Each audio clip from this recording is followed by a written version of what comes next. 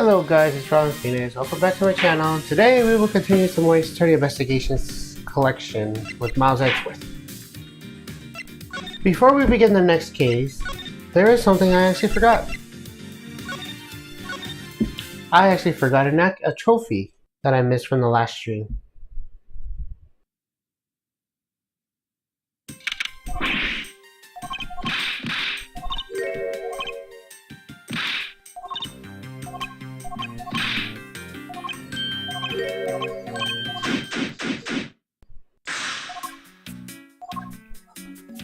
Yes, sir. Says the gumshoe, you look rather intrigued by something. Care to share? Oh, it's nothing, but I noticed that Mr. Portsman calls his part in Jim.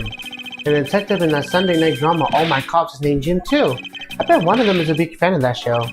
You seem to know more something about it yourself. I take it you watch it too? Of course! The tight bond of friendship between prosecutor and detective is great, sir. But it's nothing compared to the super strong friendship we have. Friendship, detective? I think you're mistaking it with pity. Damn. How could you say that, sir? After all we've been through, too. See? Friendship or pity? Yep. I missed that one in the last stream, so now that we got that.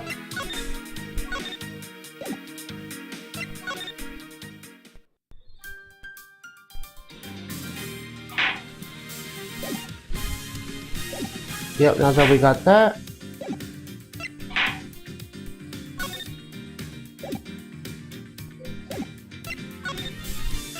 We will begin the third case, the kidnapped Turnabout.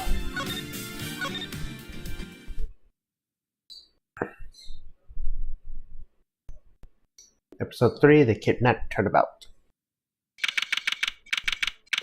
March 13th, 10:11 a.m. Unknown location. It's time. Don't worry, Mr. Edgeworth. I'll be following your every movement with my binocular. Good to hear. Now make sure you don't lose sight of me. I'm counting on you for backup. You can count on me, sir. I have to go. The kidnapper is supposed to contact me soon. Who would have thought that upon my return I'll be thrust into a kidnapping case? And that I would be the one who would have to make the ransom drop-off. Let's see. I checked that the money is all there, safe inside the suitcase. Now all I have to do is await further instructions from the kidnapper, which I am expecting to be transferred to my cell phone. I wonder who else is around. This is the meeting place after all.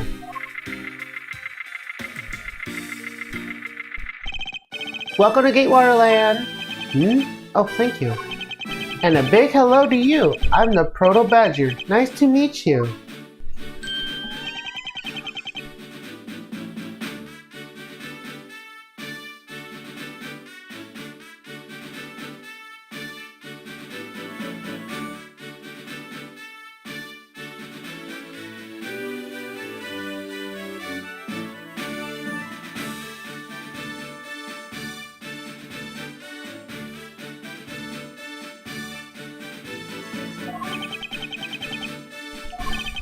Excuse me, but were you guys thinking of taking a picture with me?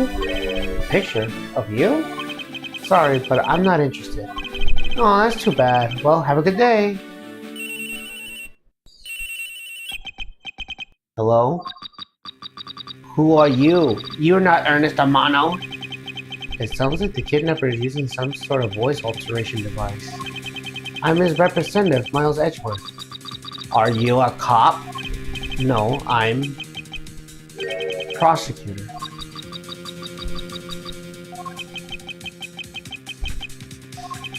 I know what you're wondering, and yes, I have brought the ransom money with me. I see. In that case, bring the money with you to the stadium. So the person intends to see if I'm followed. Huh. Please, Detective Gumshoe, I really need you to come through for me this one time.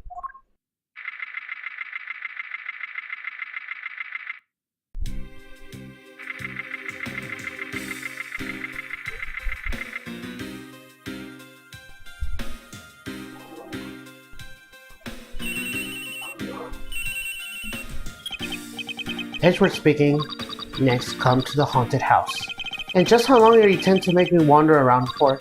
That's for me to decide. You don't have much of a choice here, my friend. I suppose not.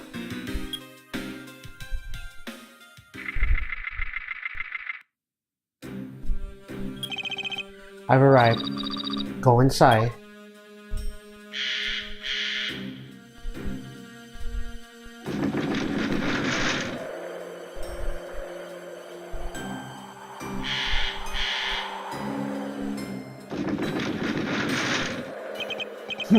What a dismal place. That's it. Go through those doors. Am I being watched from somewhere?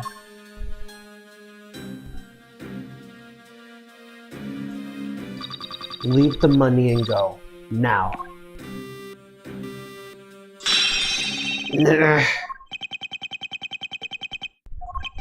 I was hoping for an exchange, but maybe I should do as they say for now and not push it.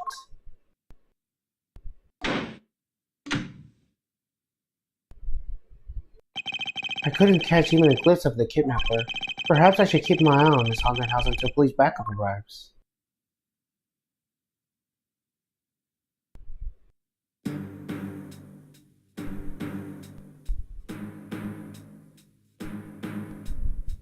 Oh, that is creepy.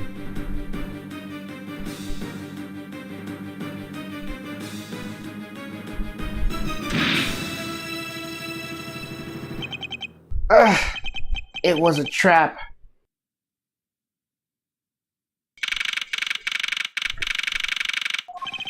That guy betrayed. No, can't be. Then the deal. Who is that? And what are they talking about? Split. Police. Alright. In front of. Meet up. I can't move my body. I fear I may faint again.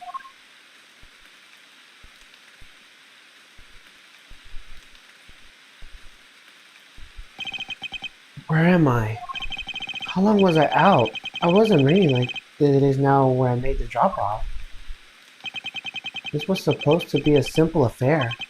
So why did I have been taken hostage as well? I can only assume Detective Gumshoe lost sight of me at some point.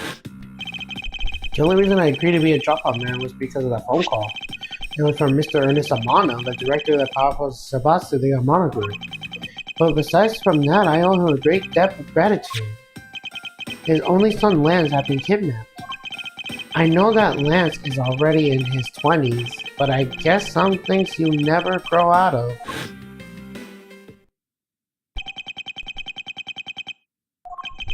I can't sit around waiting for someone to come and help me. I must escape somehow.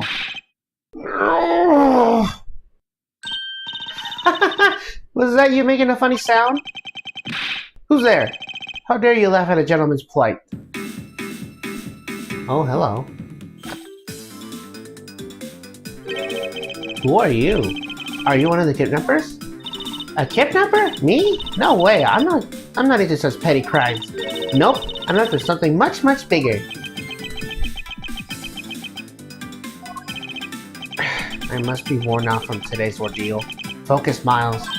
Oh, I forgot to introduce myself. Sorry about that. Ahem.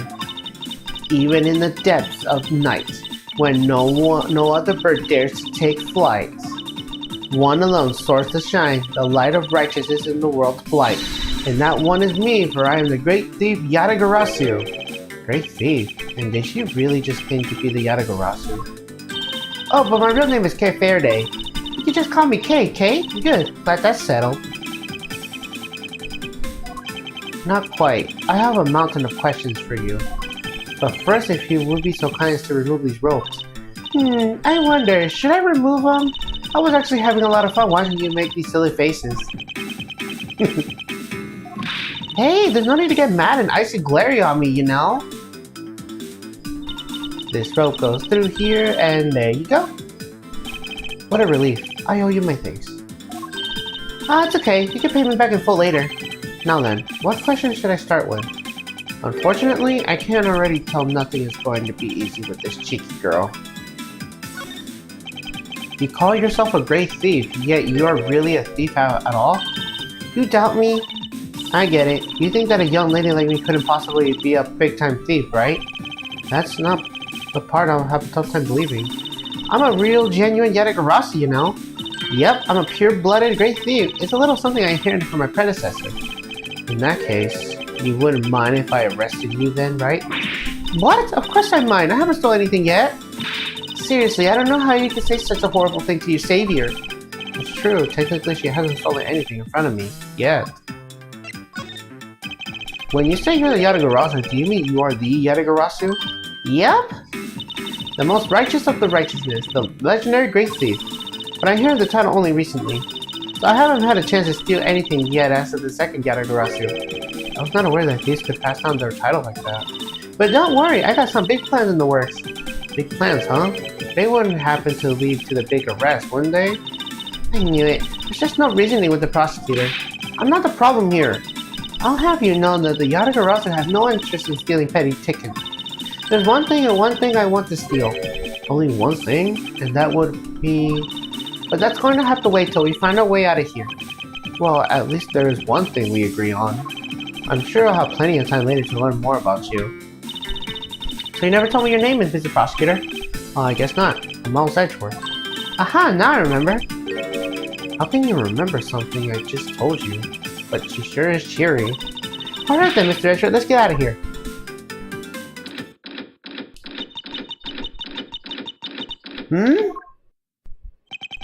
It would seem that we are locked from on the other side. What? No way! I don't hear you! La la la! Okay, you do remember where you came from, right? It looks like that might be the only way out of this room. Whoops! Slight miscalculation. That's a good height to make an entrance from, but I can't jump that high to make an exit. I suppose we have no choice but to look around and see if we can find another way out.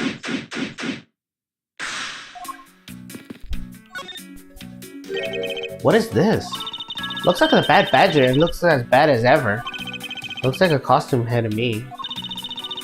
I guess the bad badger's costume is at least a two-piece, huh?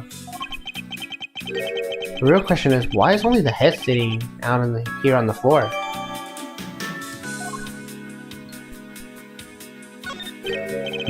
Isn't this my phone? It looks like I made it through the ordeal intact. If only there was a way for us to contact someone from the outside. Oh, well, we do have a way, right here.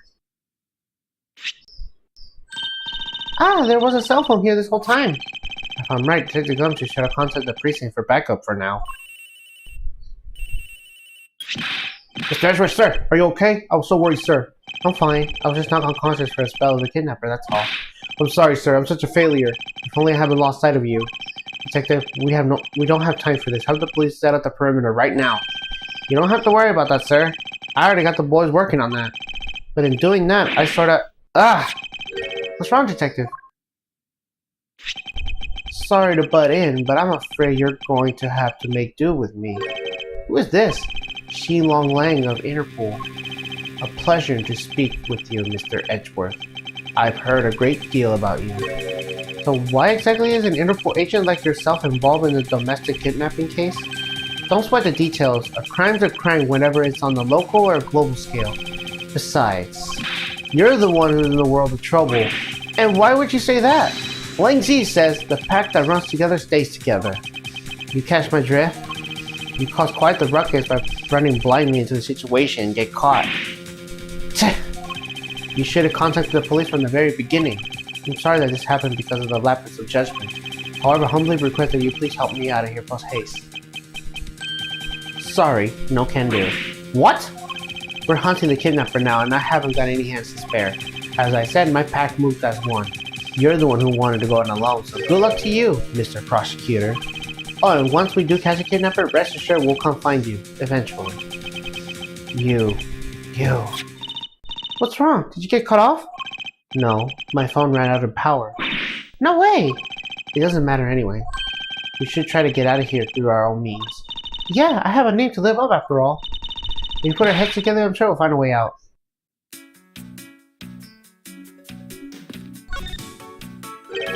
They're holding a Blue Badger photo rally? You didn't know? Plus, it's not just a Blue Badger, it's his whole family too. If you manage to snap a shot for every member of the family, you get a really posh prize. Well, there's a costume hand sitting over there. Why don't you start with a picture of that? You can't do that. That's cheating. There's only one of each badger in the park, so you have to work for it. Speaking of badgers, there's one sitting against the wall in the haunted house. Seriously? But somehow I don't think that one counts, Mr. Edgeworth. You have to take pictures of the costume ones walking around the park. So those are the rules of the game? How quaint.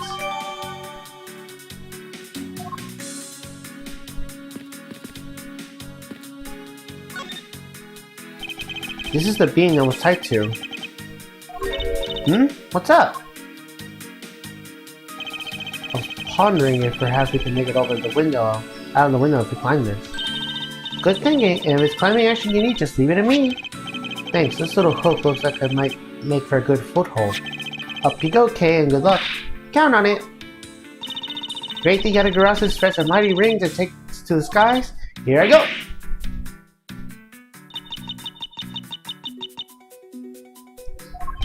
As I thought, the beam is definitely not made for climbing. What do you mean, as I thought? I'm not your guinea pig, you know?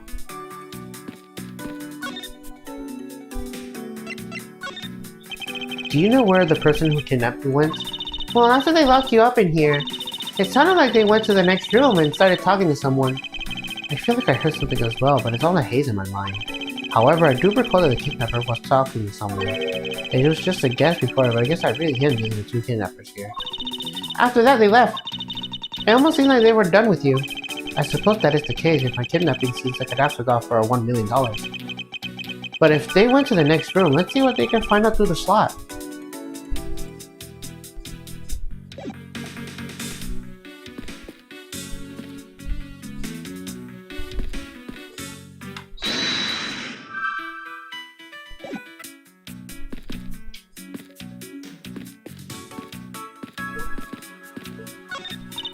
Oh, we can pierce through the room the kidnappers were in from here.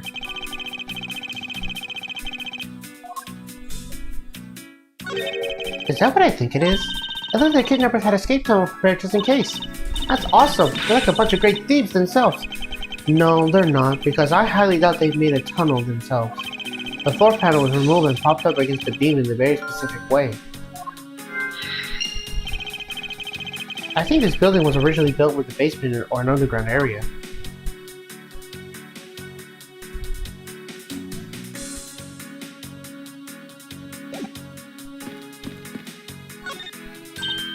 Hey, there's something inside the bottom right box.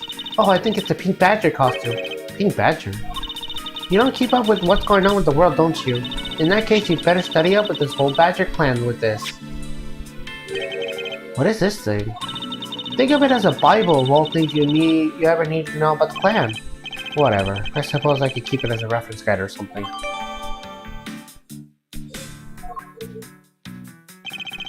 I suppose this means that this is where they keep the costumes? It certainly looks that way. It's like a Badger family home. There are 8 boxes, but 7 of them are empty. Which means that 7 of the costumes are in use right now. But aren't these Badgers the mascot of the police force? Well, I heard that the police had a hand in sponsoring this theme park. Probably because the Gatewater Group owns the police from all of these cases they solve. They have all the power of the state and they use it to make a theme park? It's not just any theme park, they have a handcuff-shaped double-looping roller coaster. That's quite enough. I'm feeling woozy just from the thought of such a thing.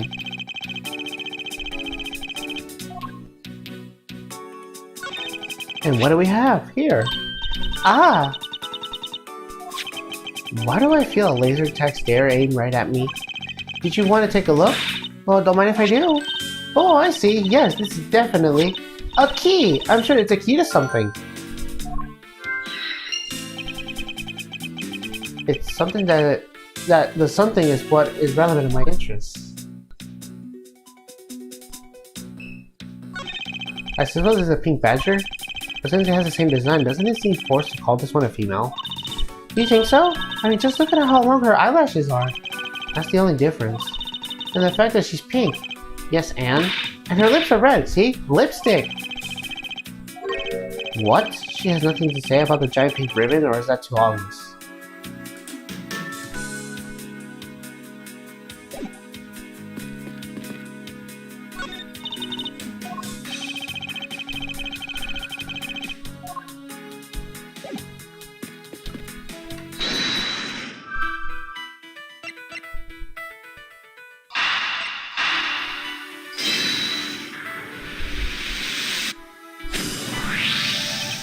this hook on the beam. You know, I already tried and there's no way I can jump from this hook to the window. Come on, even you have to admit it's something that's just not possible. Ha! I wasn't thinking it's just that again. Rather, that it's here for a different purpose. Really? Like what? As you saw in the adjacent room, it's clearly for keeping the floor panel popped up. Which means that there should be a panel in this room that we can open as well. Oh, I get it! We didn't notice its existence all the time because it was being hidden by this tarp. Alright then, let's pull this thing up and see what's underneath.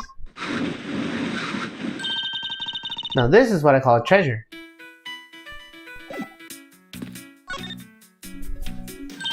Wow, this must be another entrance to the secret hidden basement.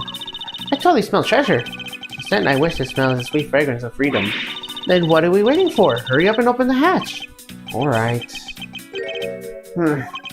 This thing is locked down tight.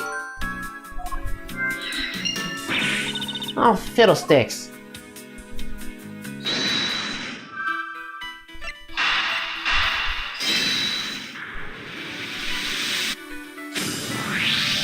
I believe you're up, Kay. Huh? Why me? Because we need to use this tiny key that you've been taking quite a liking to. Oh, gotcha. Just leave it to me. I love the tense feeling of these moments when you're about to uncover something big. I believe the feeling of freedom will be much more satisfying right about now. Alright, I got the secret door open, and now... Ah, wait! What? Ah! Are you alright, Kay? I'm fine. The ladder just slipped, is all. Thank goodness she's alright. I am about to have a coronary. There's a lot of really large machinery down here. What about the exit? It's really dark and cramped down here, so I really doubt there's an exit. I can't believe that happened. You have only yourself to blame for leaping before you look, you know. No way, I mean, how was I supposed to know that the ladder's removable?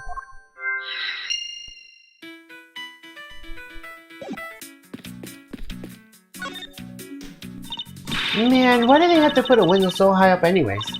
How are they supposed to make her daring escape? I suppose we can make our way out if we're able to climb on top of these lockers. Aha, that's pretty clever. You make a good thief yet, Mr. Edgeworth. Please don't ever place my name and the word thief in the same sentence again. Let's see, I wonder if I can jump and grab the rope on top of the locker here. Man, why do they have to make such enormous lockers anyways? Even if we want to use these lockers, we need some sort of foothold.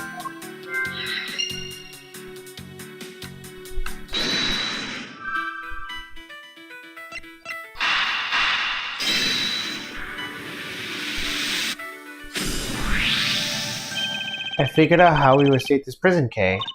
Oh, how are we going to bust out? It seems that your reckless actions were of use after all. Are you actually praising me? More of a thank you for giving me an idea regarding this ladder. The underground ladder? What about it? This ladder isn't just for those who wish to go down. Oh, I see. If we could use this... Yes, I believe it's long enough to reach the top of these lockers. Well, then what are we waiting for? Alright, now we can get out of here. Yes, we spent entirely too much time in here. Kidnappers who held me hostage and a mysterious Interpol agent. This case is only just getting started and I'll be the one bringing it to the resounding end.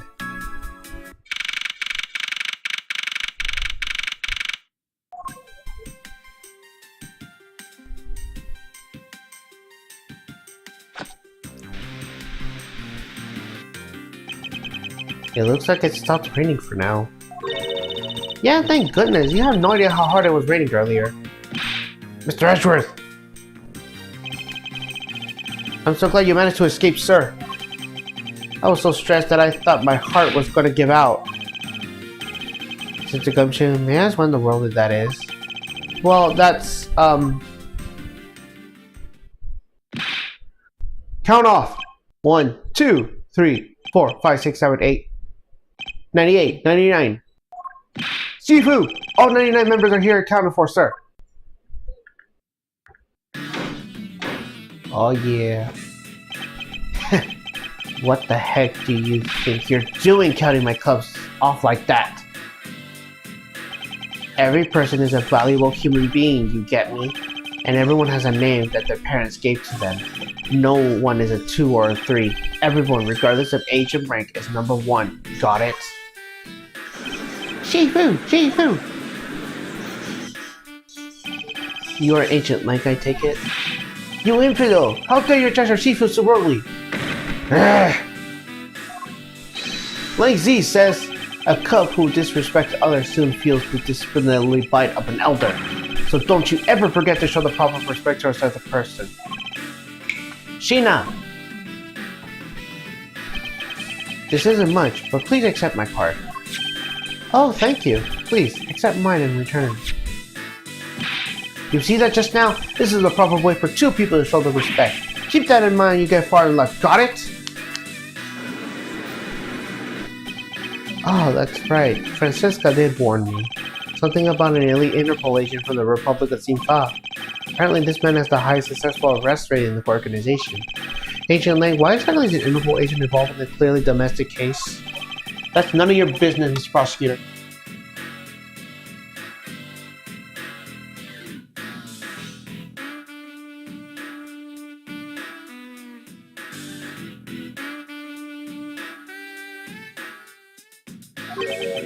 How is it not? I've heard a rumor or two about you. You solved a murder that occurred during your flight home recently, right? Ha! But you sure took a while just to realize one little flight attendant. How pathetic. How dare you say about Mr. Edgeworth? Are you saying he could have solved it faster, pal? The comedic relief jumps to the aid of his master. How cliche. Look, what I'm getting at is that I had been there and no one would have died. I would have solved the entire case if Ancient Hicks would still be with us here today. Ancient like you yesterday's victim, Mr. Ancient Agbe Hicks? Hicks was like a brother to me, so now I'm out to take my revenge. Ancient Hicks was investigating a smuggling ring with Francisca and the third person. This must be the man she was talking about. In that case, you should understand how I feel as a kidnapper is someone I know. So I ask that you please allow me to participate in the investigation. This isn't your nearly trimmed courtroom of Eden, you know. You're out of the wilderness now, Mr. Prosecutor, and way out of your league. No hard feelings, but why don't you go back to your little courtroom now, pretty boy? How dare you mock the court? I do, and I don't need the help of a filthy prosecutor. Sorry, but the truth doesn't need the likes of you to distort it today.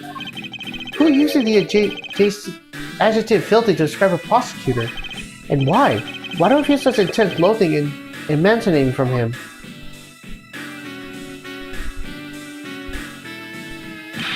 Alright, man. Good job on the preliminary around Gatewater Land. Now just find me a kidnapper and bring the punk to me.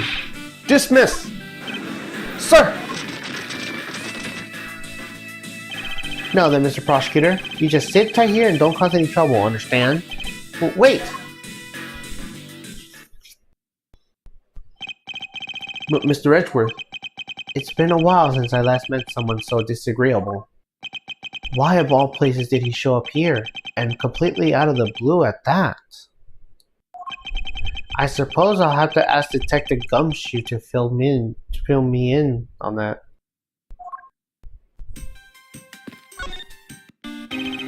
Great job, Detective. Sir! For losing sight of me and the kidnapper and allowing my investigation to be hijacked. Sir, I look forward to your next month's salary assessment. But the case isn't over yet, sir. I'm gonna show you how much of the man Dick Gumshoe it can be. Shall I prepare a 21 gun salute an hour later? Detective, are you sure that was a precinct you called for backup? Of course, sir. I think I would have known the number of my own precinct like on the back of my head. Then why didn't the Interpol agent show up instead and arm his own agents? That I have no idea. About 5 minutes after I made the call and that wolfman showed up out of nowhere, sir. Agent Lane definitely has an agenda, so the question is, what is he after? Mr. Edgeworth, I was wondering if I could ask you one thing, sir. Yes, what is it? Who is that? The girl over there, I mean. I'm Mr. Edgeworth's assistant, Kate Faraday. What? Funny, I don't recall making you my assistant, Kate. Hey, yeah, I'm Mr. Edgeworth's assistant, me. It's been like this since forever. Sorry, but I just stole your supporting role. How can you say something so serious with that giant grin on your face, pal? Mr. Edgeworth, we got a thing in our hands, sir. She stole my role, sir. I'm taking her in, getting her convicted, and making sure she serves out her sentence. Oh, come on, it'll be fun, like musical chairs. You're better off staying fast on your feet. No way. I will not lose the spotlight to you, little girl. Oh boy.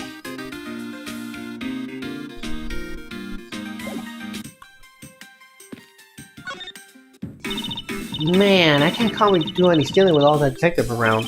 I suppose it's not easy when there's so many members of law enforcement in the Victory. It's alright, it's not like I'm in a hurry to steal any old thing.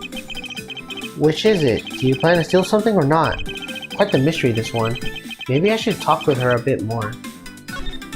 So what are you going to do now with your investigation into the kidnapping? Good question. Since Agent Ling holds the authority to investigate this case now, this makes things a bit more complicated. Oh come on, you can get that slap by. I even lent you a hand, so let's go.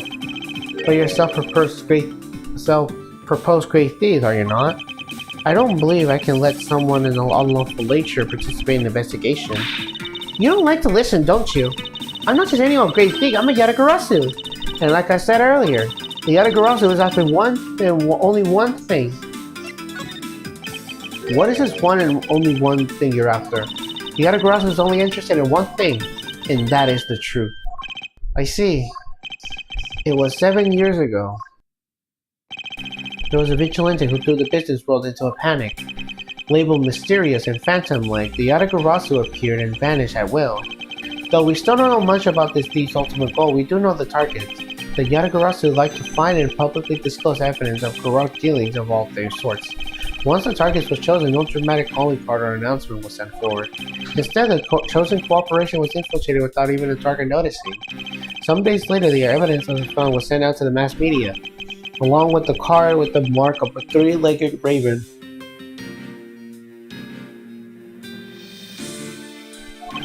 Looking back, I suppose you could call what the Yatagarasu was stealing the truth.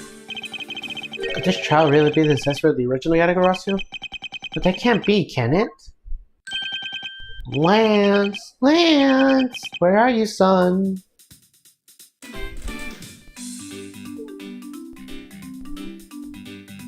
Mr. Amano? Oh, Miles, my boy. I'm sorry to involve you in such an affair after you just returned. For you, Mr. Amano, I'm gladly offer my assistance. After all, I have you to think of how well things turned out during my time aboard. If it wasn't for you, I might not be able to introduce you to that law office and have the chance to study the inner workings of another country's judicial system. No. Think nothing of it. As you know, Master and I go way back. I consider a beloved disciple of his to be one of my own blood. If you ever want to go overseas again, you need only to ask. I can use my company's vast network to send you anywhere at any time. So who's this old man? He's the father of currently kidnapped Ernest Amano. No then, have you found Lance yet, Miles? Please, I miss my poor boy dearly. I'm terribly sorry, but your son's whereabouts remains unknown, Mr. Amano. What? Hold on there. Then what happened to all the money? I believe the 1 million has been stolen and that the culprits are now on the run. What? Poor old man. Don't you have anything you could give him to cheer him up, Mr. Edgeworth? Forgive me, Mr. Amano. I was wondering if you could please tell me about the details of the kidnapping one more time. Oh, it was like yesterday. A call came to my house. When the receiver came to the sound of my sound, "Help me, Daddy!" I know this is tough, but please stay with me here, Mr. Amano. You don't understand. He's been calling me Daddy at ages. He's incredibly moving. I wish I would record him saying that. He definitely should have recorded that conversation, but not for the foolish sentiments of an old man. Refresh my memory. What kind of person is Lance again? How will telling you about Lance help you get him back? Surprisingly, a lot can be deducted with a person's relationships and behavior. Very well, then. Lance is my one and only son, and he turned 21 this year. He's very much like me when he was his age, kinda very attractive. I'm sure women can simply keep his hands off of him. Is there anything else about him you noticed of late? Now that you mention it, I haven't been able to get in contact with our butler, Oliver. Your butler? Yes, his name is Oliver Deacon. He's been in our family for years now. He gets along so well with Lance, so I thought maybe he would know where my son is. Mr. Amano, could you please tell me a little more about your butler, Mr. Deacon? As a butler, he's outstanding. He even serves as Lance's personal private tutor. He took a brief leave recently, and even after it was over, I still haven't been able to reach him. So you still haven't spoken with him since his leave? What about his family and friends? They said they haven't seen him. I tried everything I could think of, Miles. Do you think this could have something to do with Lance's kidnapping? It's possible, but I can't say anything for sure quite yet. Maybe the person closest to the victim has gone missing. Oliver Deacon. Sounds like one name I better keep in mind. Detective Gumshoe. Yes, sir? Let's begin our investigation. Even if the Interpol agent holds the authority to head this investigation, we can't allow ourselves to stand idly by twiddling our thumbs. I'm with you 100%, Mr. Edgeworth, sir. I did Gumshoe pledge to stick on your side through thick and thin. Mr. Romano, it is my fault that the culprits escaped, which is why, with your blessing, I'm about to return Lance to you myself. Oh, I've never seen you so passionate before, Miles. Good luck to you, my boy. Alright, well, what are we waiting for? Let's do some investigating. If you think I'm gonna lose to you, pal, forget it.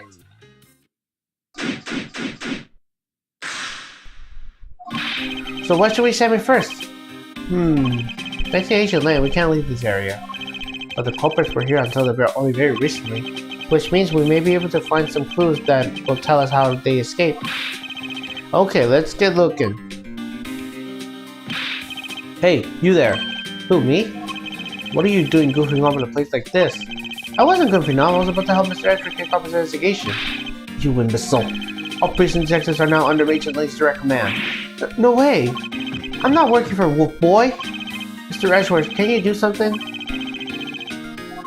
I'm not exactly in the position to argue, seeing how you are the member of the police. Good, now let's go. No! Boy, that's just a job for someone with your talents. Well, that was exciting. Okay. What? Can you tell I'm all ready to get down with some detective work? We should go home. Your parents must be worried about you. Oh, come on! I finally get to be your assistant and you're trying to ditch me? I don't recall offering you the position. Why do I have to be so difficult? Besides, it's already too late, you know? Like I said, I already stolen the position of assistant a while back. Ha! You're the only one who's certain that. Well, by the time anyone notices, it's already gone. That's the Yadagarasu way. You shouldn't speak so lightly of things you know nothing about. Fine, whatever, you win. Go ahead and do your little investigation. But the talented assistant K is going to tag along no matter what you say. Even if she turns out to be useless, she's not going to listen to me. You might as well surrender and let her come along for the ride. Hey, there's a bunch of footprints in the mud over here. I remember hearing rain fall down here when I was being held in there. Yep, it was just passing rain. That's why the ground's already pretty much dried up. I should be thankful. It left us with some nice footprint samples. You know what? I bet we could follow them. We can find out where the kidnappers went. Plus, we'll be able to spot them because of their muddy shoes. I don't think it will be that easy. Why not? Look carefully. There are quite a few different sets here, and we don't know which ones belongs to the kidnappers. Well, that's true. We don't know what kind of shoes they were wearing.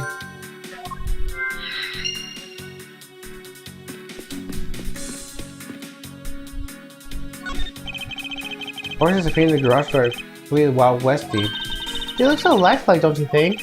Are you thinking of wrangling or rather stealing them? If you can't force them out of there, sure. Come on, I know you can see Sweet Top come out. I could be holding a cube of sugar in my hand. They wouldn't budge, Kay.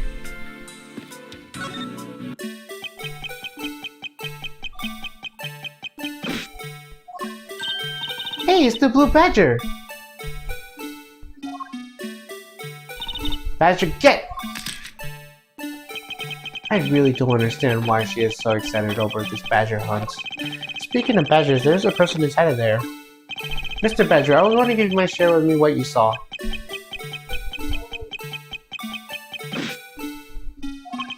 He's doing that consulted wiggling dance again.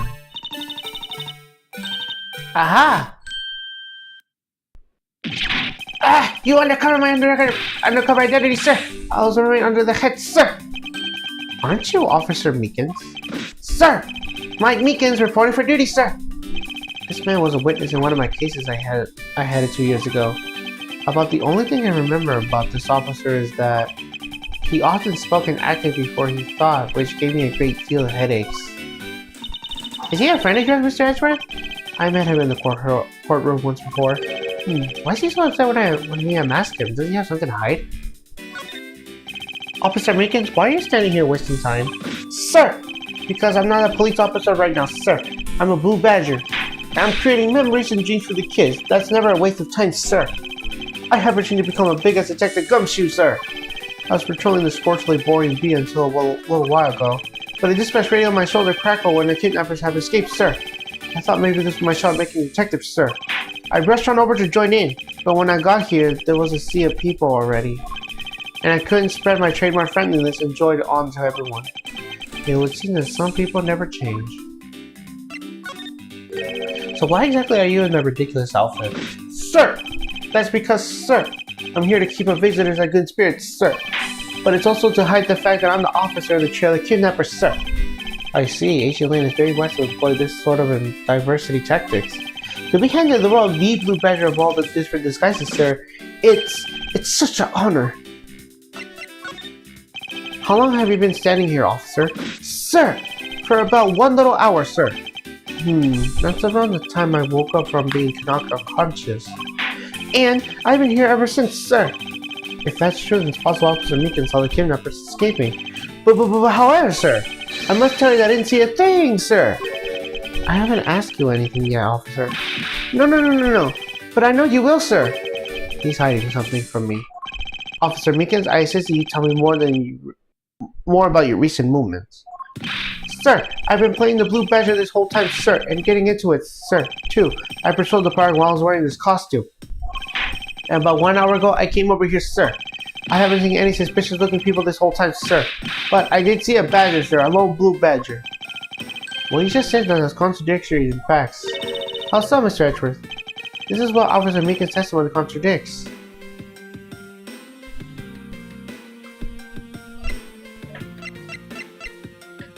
Take that! Officer Meekin, let's back things up.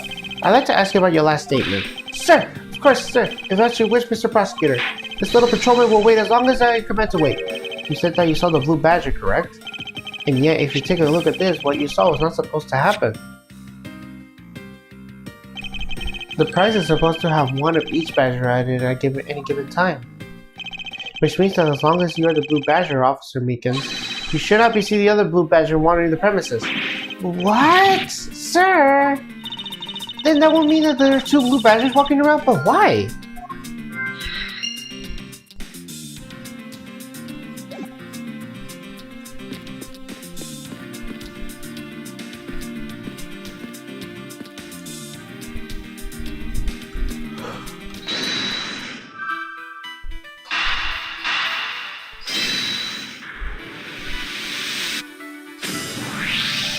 Second Blue Badger that shouldn't exist.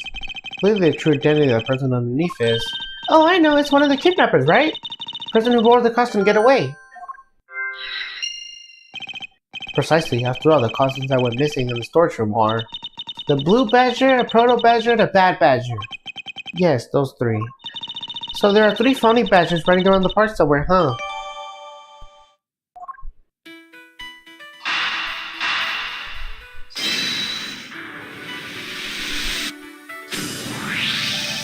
Now that we know that the kidnappers were wearing badger costumes, those footprints from earlier take on a new and slightly different meaning.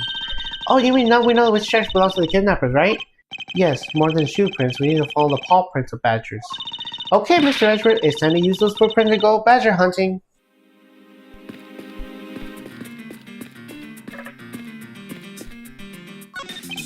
It's a set of tire tracks originating from the garage. Aha, so that means the car left from the garage at some time, right? Correct. But it's hard to leave these tracks. It would seem that they left during the passage of rain. That's the only explanation as to why these tracks are made of mud. 3 threads. I think we can all safely assume it's a special type of car.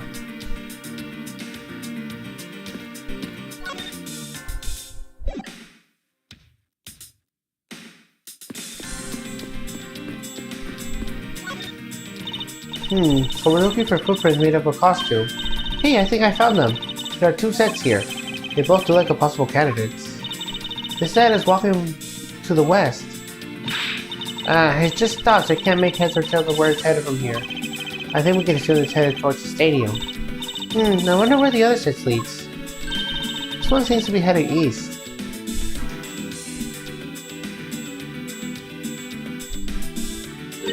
Huh?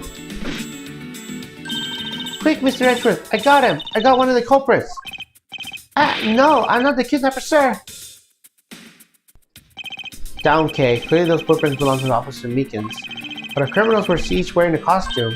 Aha, maybe they came over the garage or something. That's what I would suppose. Officer Mickens, will you please, could you step aside for a moment? We need to examine the garage. Sir! Roger Wilco, sir! Let's open the shutter and see what we can find. Maybe we'll find the kidnappers hiding inside. Ah! Well, what in the... We seem to have stumbled across a dead body. She must be in severe shock to have seen us first to find it. Now then, who is this man? It's Oliver! Mr. Armando, are you saying that this man is... Yes, he's my butler. How could something like this have happened? Indeed, why isn't Mr. Deacon here to begin with? I better investigate this crime scene quickly before Agent Lang and his men return. Kidnappers troopers led right to the garage, and right to the dead body. Is it possible one of the kidnappers is now a murder victim? From my current examination, I believe this man died from a fatal bullet wound. You sure are calm for someone who just found a body. It's surprising what one can become accustomed to in the span of 2 days.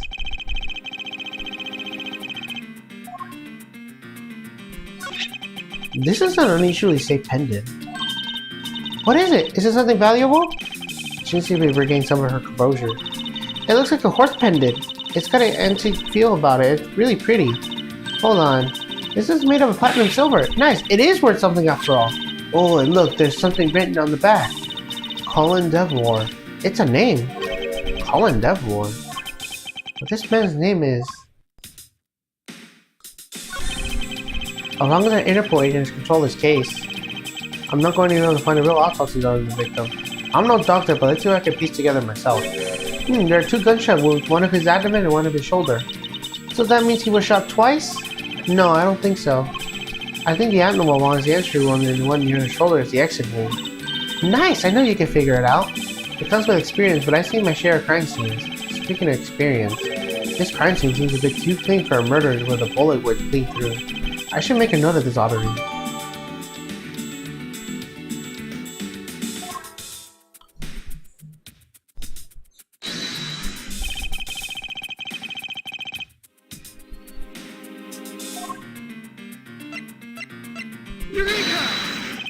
There's something not right about the name of the pendant. The victim is the Armando family brother, and his name is Oliver Deacon, but the name of this pendant is Colin Devore. I wonder what's up with that. I don't know, but I think we hit upon an important piece of information.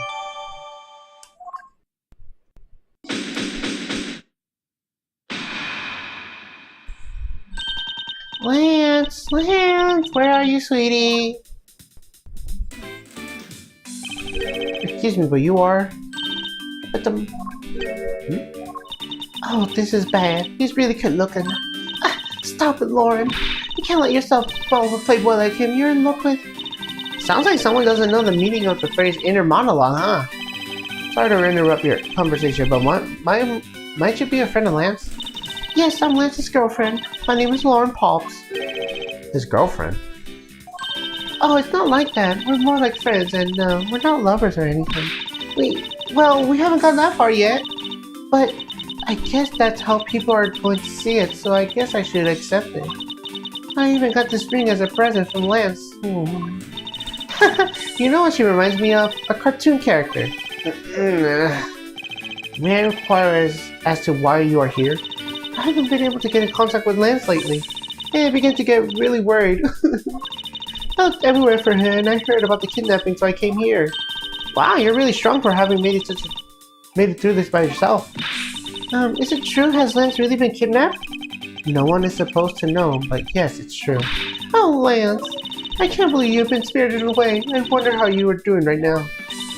Looks like she's gone back to her fair maiden in love routine. So it's Mr. Edgeworth. Where do we go from here? Well, we found a body, so we should look into the murder.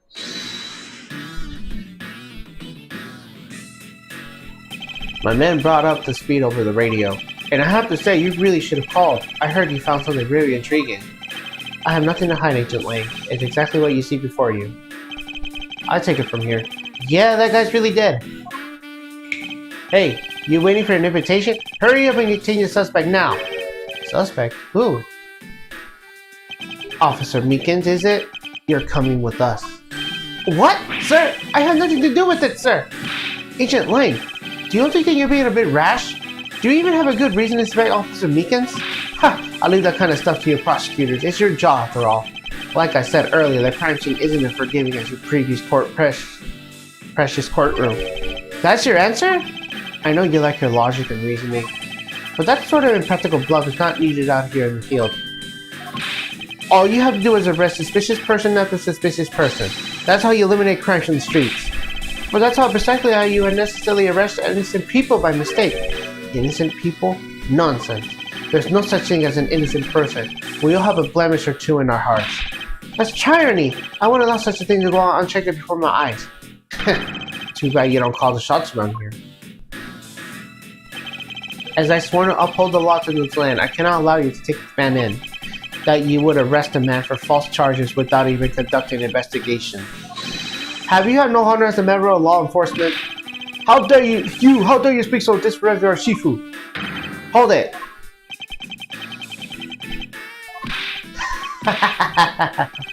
You amuse me, Mr. Prosecutor. Lang Z says every pack has its own rules. If you can play by their rules and come out on top, that is the true victory. Alright, I'll give your beloved laws a fair shake. I'll show you just how much investigating I've done. Through my line of logic. I've seen a lot of bodies like this one carrying card off all the time. I can say he's definitely shot by single lens, but even you can figure out much, right? With your current gun laws, it's not exactly easy to get your hands on a gun. Not unless you're a member of law enforcement like Officer Meekins, is that right? That is your reasoning? Solid as a rock. It's based on the philosophy of detainment. What's this philosophy of detainment? Ha! You don't know? In that case, pay attention, girly. In my country, the criminals have a saying, beware of the wolf. Why the wolf? Because in my language, Lang means wolf, and you don't mess with me and my pack. And as for the detainment philosophy, its father is my honorable ancestor, Lang Z. Do you think I have heard of him and his teachings if he is that famous?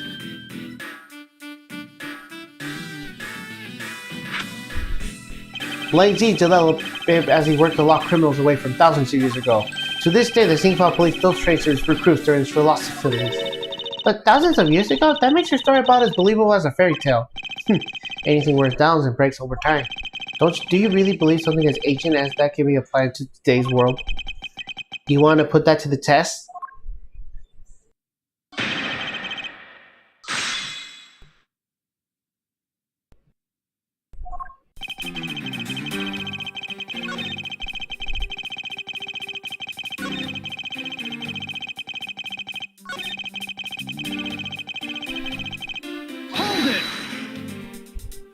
If that's the case, there are plenty of other officers who have made potential suspects.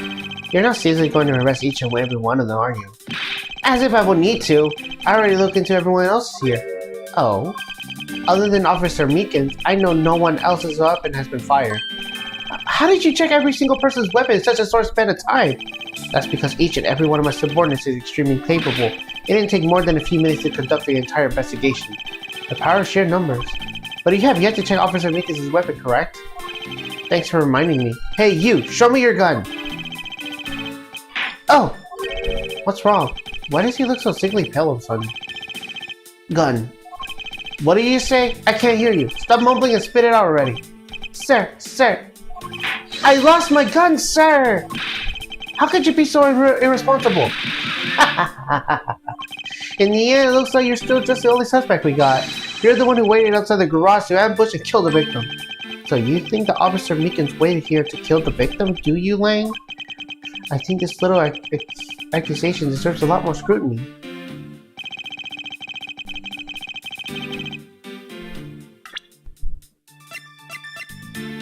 Objection!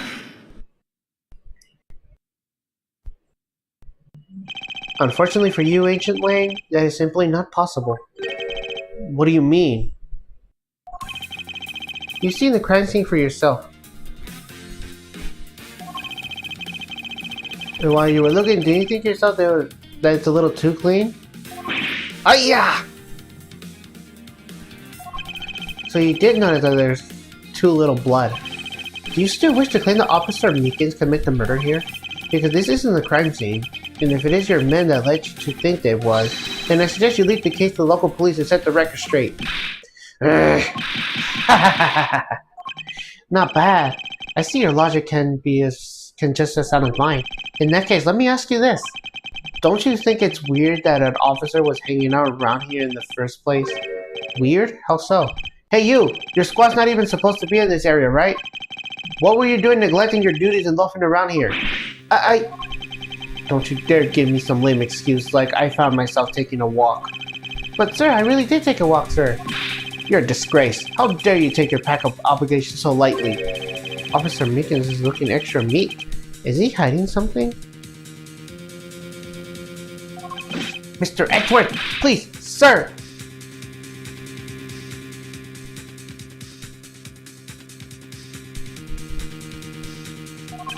Say me the way you did earlier, please, sir! Officer Meekins, please give us a detailed account of what happened. Sir, not you too!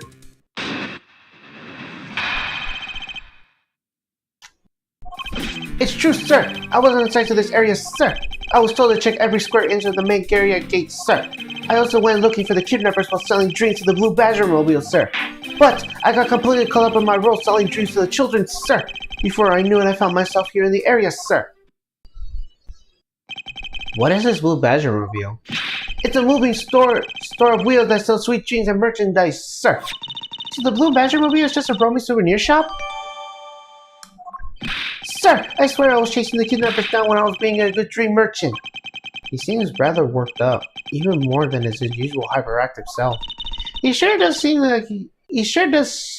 seems sure of what he's saying. Can you try to calm down and lower your voice at a more reasonable level, officer?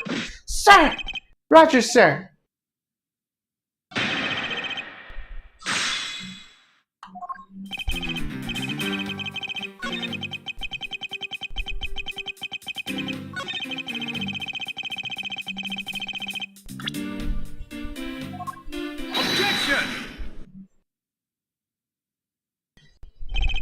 Officer Meekins, I would appreciate it if you didn't tell such transparent lies. Sir? I'm lying, sir? Yes, you are. If you were really out there selling dreams with the Blue Badger Mobile until recently, then what is it doing here in the garage? Ah! Actually, I was just lost track, sir. Lost track of what? By the time I realized that the Blue Badger Mobile was nowhere to be found, sir. Which would mean that it was perhaps stolen? And that's when I came back to this area thinking maybe it was in the garage, sir. But that's when you found me, Mr. Edgeworth, sir. A likely story. Who would think you were going such a inconvenient tale like that? And what exactly is so convenient about his story? The car getting stolen. It's completely unbelievable, even for a cover story. But I think I can assume that the car was used alright. Move the dead body. But what? You killed the victim in some distant location, Officer Meekins. And then you used the Blue Badger Mobile to transport it all the way here. Now then, you're coming with me. But it wasn't me, sir! The killer, sir! It wasn't me, sir! Ancient Link, wait! What do you want now? You still don't know where the real scene of the crime is.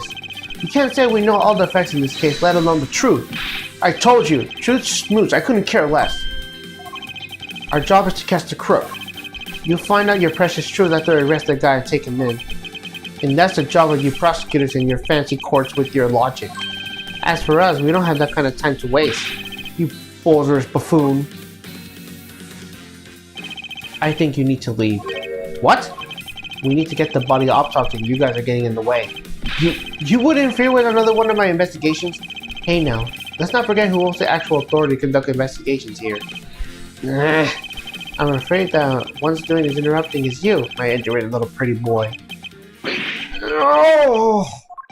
Now be a good fancy boy and get out of my sight. If you don't, I'll arrest you for obstruction of justice. Alright, we finished that part.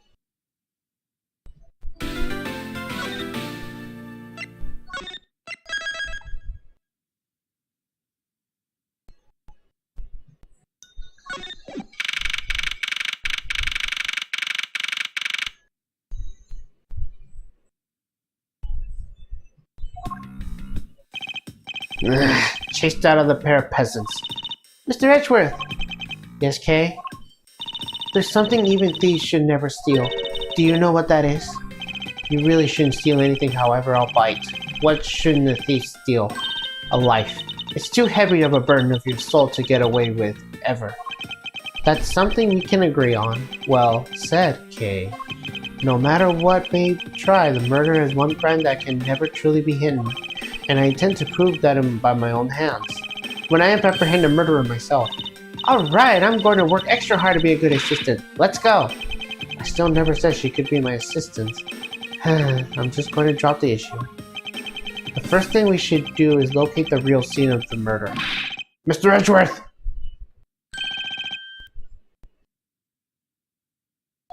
Get the gumshoe! Mr. Edgeworth, the stadium! Hurry, sir! This is supposed to be a hush-hush, but they found a witness in the stadium! A witness? You! What did we tell you about leaving your assigned post? The jig is up. Mr. Edgeworth, remember that I'm always rooting for you, so go get him, sir. These detectives sure look like they're enjoying themselves. It's not all fun and games, Kay. Now then, let's head to the stadium and meet this witness.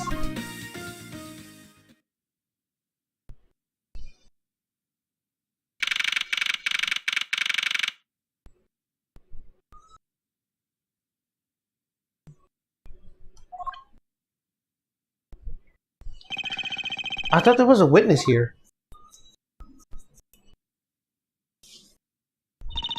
Yeah, I don't see anyone. Mr. Edgeworth! It's Emma! Long time no see! You are Miss Emma Sky, correct? This girl is the younger sister of my former superior, Lana Sky. 2 years ago, we stood in the same courtroom together as witness and prosecutor, but I thought she had gone to Europe to study forensics. I can't believe you remember me, Mr. Edgeworth. Of course I do. How have you been? You look to be in good spirits. Are you still studying aboard?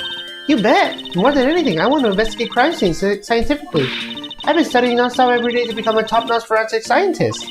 But it's spring break now, so I thought I'd come back for a bit. I see.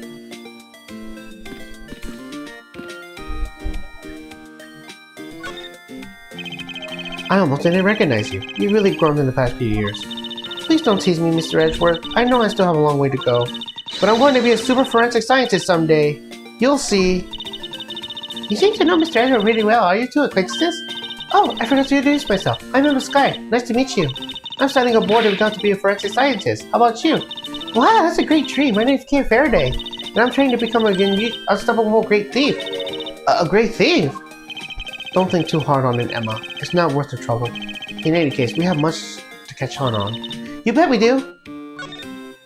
So why are you here, Emma? Well, I just happened to decide to come back home for spring break. And then I heard that you come back too, so I raced on over here. I have really wanted to welcome you back at the airport, but I just missed you. And how exactly did you know I was here? Through the power of science, naturally. Never underestimate what science can do for you. I used these to track your footprints and I followed them straight to you. This set is the greatest! It's so wonderfully scientific! You spray this chemical on the ground and when you shine this special light on it, zing! The footprints light up like electrified noble gas in a glass tube.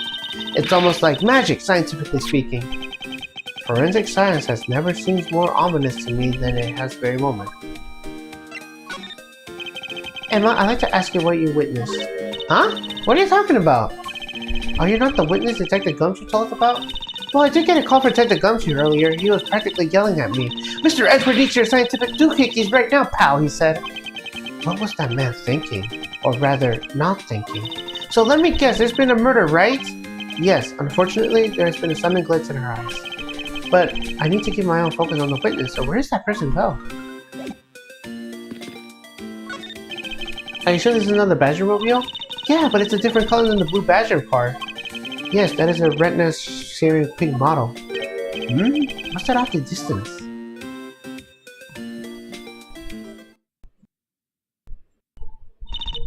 Oh hey, it's the pink Badger! Badger, get! Badger, Badger, Badger, Badger, Badger. Just what does he see in these silly things?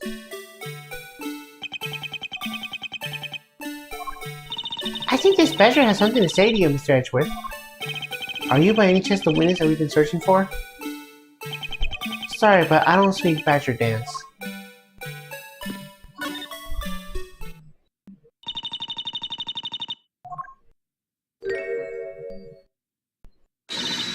I can't take being inside the stuffing head anymore. You're... No! Why her? Why here? Why now? I first met this woman 3 years ago. She was a witness in one of my cases. She has since gone on her way to pop up unexpectedly and cause me great grief. Edgy boo! Why couldn't you understand what I was trying to tell you? I mean, really? I was trying so hard to keep my kids' dreams alive and staying in character. But you couldn't pick up what I was trying to convey to you. I'm sick and tired of these roundabout ways of talking, so I'm going to be just direct. I had a bad feeling before, but this just made it official. Today has gone beyond the typical not my day to realm of waking nightmare. So you're a friend of Mr. Edgeworth too, Miss Pink Badger? Oh, you can say that, but right now I'm just a Pink Badger theory. She may look the part, but I know better than to trust my eyes around this woman. My name is Wendy Oldbag. But you can just call me Wendy, or Granny, or whatever suits your fancy. Nice to meet you, Miss Oldbag. I'm Kay Faraday. Why do I care about young whippersnappers like you? Yeesh, I was trying to be polite. Weren't you a security guard at one of the Gatewater hotels last time we met? I go where I need it. I'm very good at what I do, unlike the youth of today. I get called in all the time to fill in when there aren't enough hands. But enough about me, Edgy Poo. I'm thoroughly dejected right now. I finally got a chance to see you again. Here you are talking with 2 young girls. Men are all the same, no matter how old they get. Oh, shoot. Here we go. I don't miss this. You seem to attract all sorts of interesting people, Mr. Edgeworth. Kay, please, I'm begging you. By all means, do not provoke her any further. Aren't you forgetting about something, Mr. Edgeworth? This person could be the witness. Honestly, I hope she isn't, but I think fate is going to be so kind today. I saw what happened. I even saw the exact moment it happened. How's that? So it's true, she is the witness. I don't suppose I can afford to ignore the old bag. Yes, it was just a little while ago. I saw it happen right in front of me. The moment of the murder. Do you mean to say that you witnessed something being killed right before your eyes? Sounds like a pretty important piece of testimony to me. Oh, here we go. I came to the stadium to take a short break. As I was resting, I happened to glance over and I saw 2 men facing each other in that area. Suddenly there was a loud gunshot and the person who was shot fell to the ground. It was a very terrifying experience, let me tell you. Looks like we hit the jackpot, huh, Mr. Edgeworth? Yes, I can't afford to ignore what she has to say. Unfortunately. What's that unfortunately you tacked on the end towards me, Edgy Poo? Well, anyway, let's see what we can find out of the little old lady.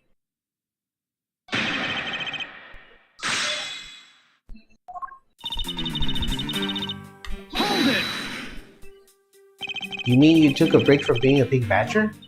You may not think of it, but it's hard work keeping kids' dreams alive. You smell the sweat and your hip creaks with pain. You even begin to dream about work. That's the kind of story with a scarred child for life, you know.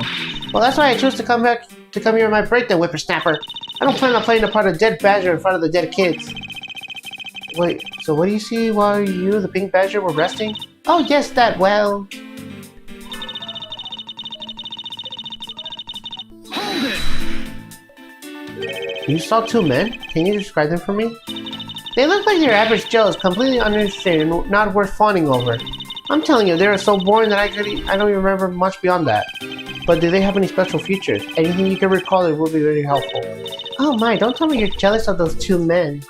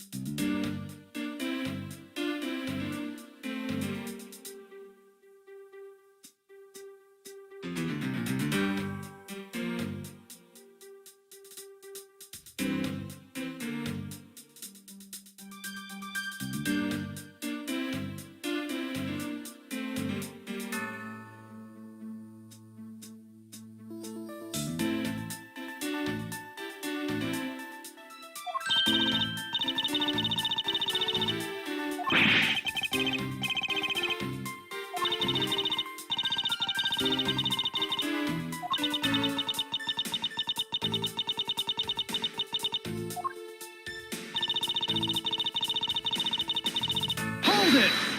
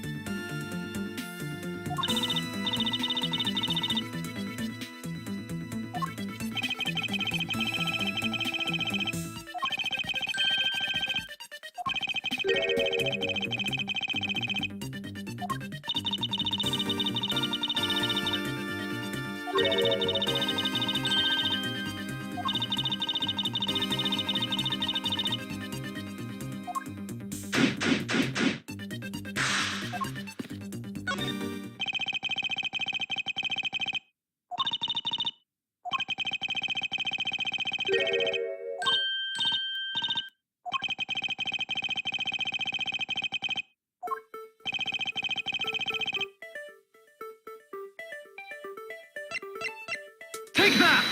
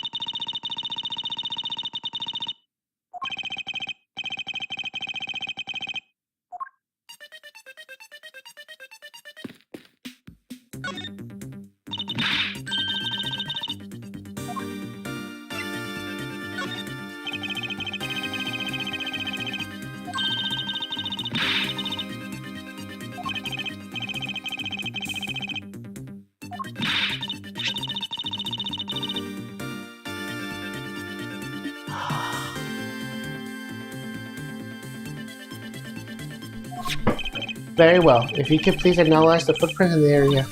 Okay, stand back and witness the power of science at work.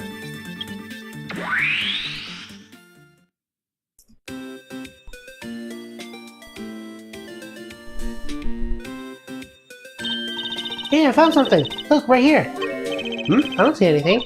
Oh, that's right. Here, put these special glasses on, Mr. Edgeworth. These footprints here were definitely left by the badger costume.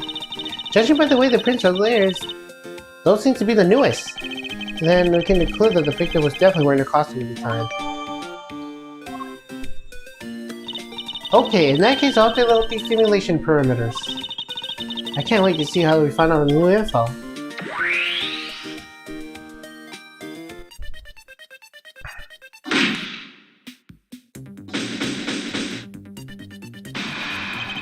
So the victim was wearing a costume when he died. And with that, we should be one step closer to the truth, right? I see a recreation has changed in accordance to the new information. Maybe closer, but now something else has caught my attention.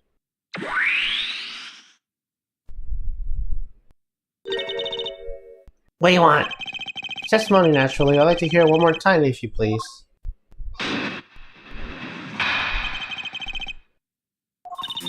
I came to the stadium to take a short break. As I was resting, I happened to glance over and I saw two men facing each other in that area. Suddenly there was a loud gunshot and the person who was shot fell to the ground. It was a terrible experience, let me tell you. So does that mean that Miss Soulback's testimony has a contradiction in it? Yes, and I believe best course answer compared to your recreation. See, I just knew that they would be helped. Now let's see if we can pull more from Miss Oldback to put in a recreation. For that, we must first find a contradiction in her testimony.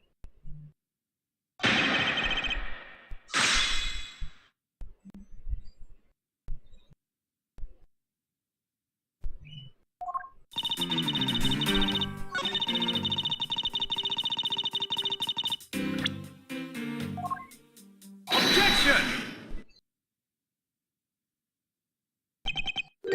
Two men? How do you know the gender of the two people involved? Seeing how the victim was wearing a costume at the time. Furthermore, I have another matter I'd like to inquire about. I'd very much like to know. Why you failed to mention the costume in your testimony? What? I'm beginning to doubt that you really witnessed the murder at all. But I'm telling you, I really did see it. I saw it with my own very eyes.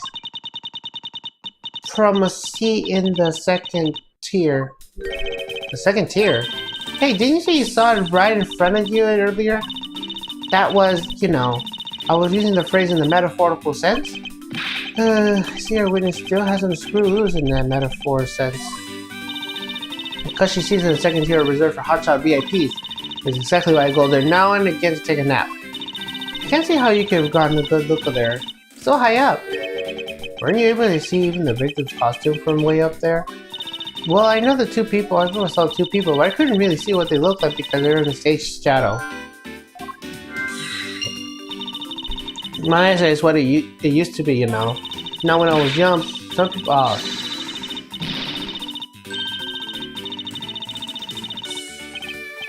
let's return to our investigation, shall we, Kay?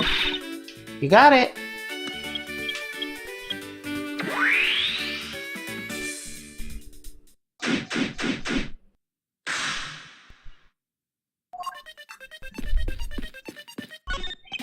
It looks like they broke the stage down. I guess it means they're done for the day. Or maybe it's because a different show is scheduled to start its run tomorrow.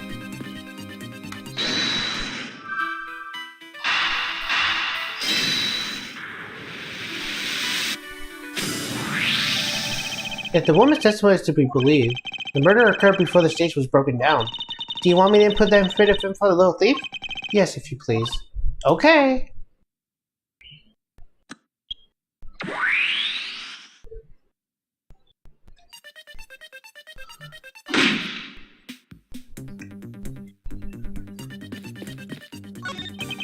There's clearly contradiction here. Please stop saying my lines. Oh, come on! It wasn't that hard to see it coming, even with a layman like me. I suppose in any case it's not possible for the killer to have stood here in that way. Because their very real stage setup is the spot inside. Yeesh, I told you I got it. Do you feel like they need to explain everything? Yes, well, in any case, we still need to resolve this unusual situation. Isn't it obvious the killer was on top of the stage naturally? Right, Miss Oldbag? Yes, I remember now. The killer was standing on top of the stage. See? Now let me update you for the simulation.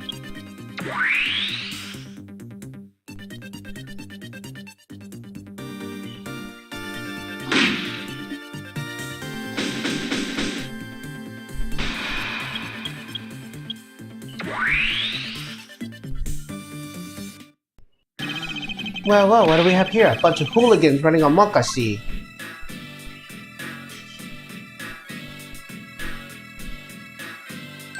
Agent Lane, how nice of you to join us.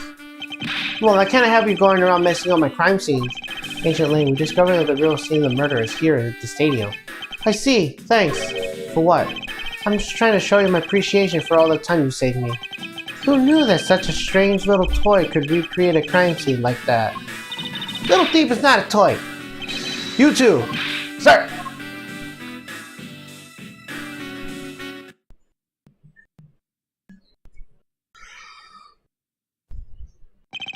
And there you have it. You see, big boys like me don't need silly toys, little girl. Now this is a recreation. So what? Do you still intend to assert that Officer Meekins is the killer? Of course. Even knowing that the crime took place here doesn't let him off the hook.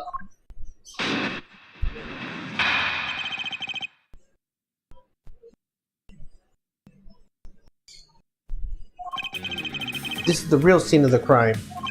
Officer Meekins lay in to await the victim on top of the stage. And when the victim finally showed, he shot him from the high. That's the truth, you little recreation show. How far will you go to accuse Officer Meekins of the crime? He's the most likely suspect we got, especially given the situation with his gun.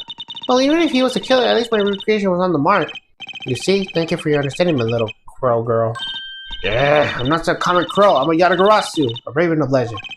Unfortunately, your conclusion is yet to be tested, so let's see how well it holds up.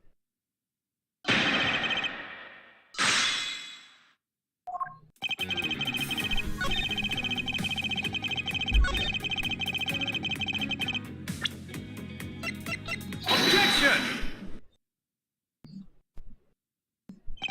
I'm terribly sorry, Agent Lang. I should have warned you about little recreation is incomplete. You cut in quite unexpectedly, after all. What's that supposed to mean? You said that the victim was shot by the killer from up above, correct? I hate to break it to you, but that's not possible. Huh? Why not? Recall Mr. Deacon's body, especially where the gunshot wounds were located. Actually, I didn't get a good look at. Oh, well then. The bullet entered Mr. Deacon's abdominal region and exited his right shoulder. It's more inconsistent with the angle shot from beneath the victim. Then, yes, a recreation had the victim been shot at the angle from above. A clear contradiction. You're discounting your own conclusions? No, this one point is the only flaw. This is a mistake permitted a recreation. Yes, the location of the killer and the victim were wrong. Ha! I get it. I see what you're trying to say. I believe the killer and the victim were standing opposite of what we initially thought. It was the victim who was on top of the stage and he was being shot by the killer.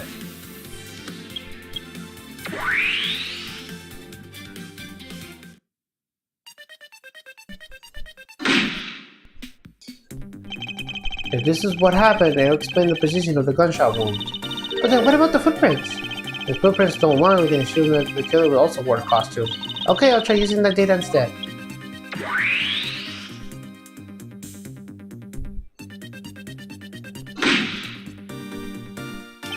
Judging by the fact that both the killer and the victim were wearing costumes, I say it was the killing between the two kidnappers.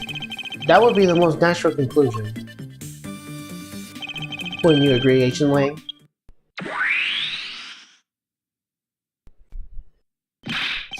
Well done, Mr. Prosecutor. But that alone doesn't clear Officer Meekins of the crime.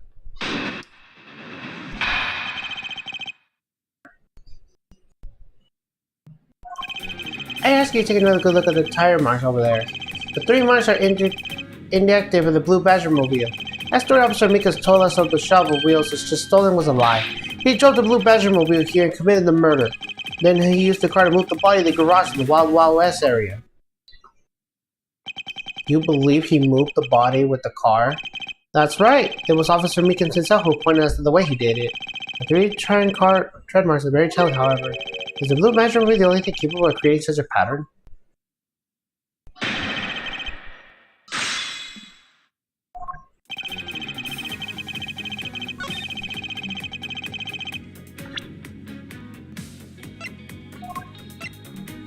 Objection!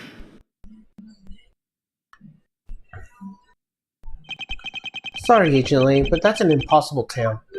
And why is that? Well, tire marks could not have been left by Officer Meekins' blue Badgermobile. One look at the car would have told you so. What proves that the blue Badgermobile had never been in the stadium? Take that! Take a good look at the tires. There's not a single drop of mud to be found in it. If the car had come to the backstage area and left these tire marks, then the lack of mud in these tires stands out as very peculiar indeed. Then how do you explain the tire marks, genius? Hey, I got it. What about Miss Oldback's Badgermobile? Don't be ridiculous. I was sleeping the entire night in the second-tier seats. Indeed, we can rule out. I believe we can rule her out as someone related to the crime. However, there's yet one more growing story, if I recall. Oh, you mean the Proto Badger? That's right. There was one other parking space inside that garage, and it proves the existence of the Proto Badgermobile. Agent Lane, I suggest you find this Proto Badgermobile post-haste. There must be some sort of incriminating evidence in it. Hey, did you hear something?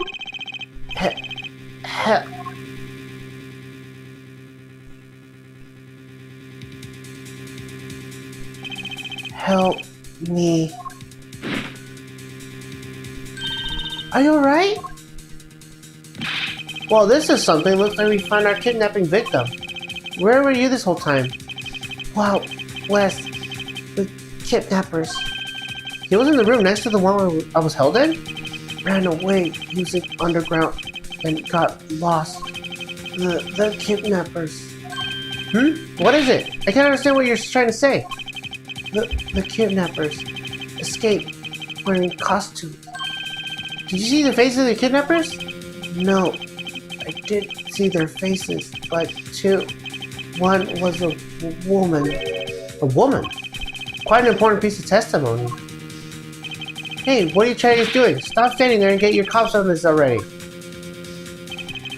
I'll even let you guys know what the kid said just now. Consider it as a gift.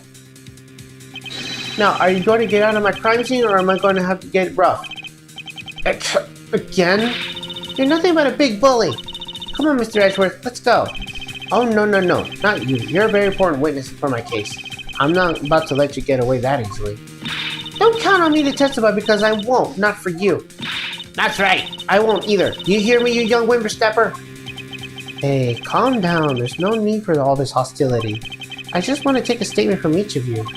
I'm not going to rough either of you up, though. I'll give you my word. Come on, my fair maidens. What do you say? Will you cooperate? Fair maidens? My, you little rascal. You sure know a way of women's heart. Lang Zi says, passage of time is but a fleeting moment, and that young lady is young forever. Trying to outdo my Edgeworth with your fancy smashy saying? Let's get this over with. So we're clear, I'm only interested in giving you my statement. Sure, just as soon as Mr. Prosecutor leaves us be. Mr. Edgeworth!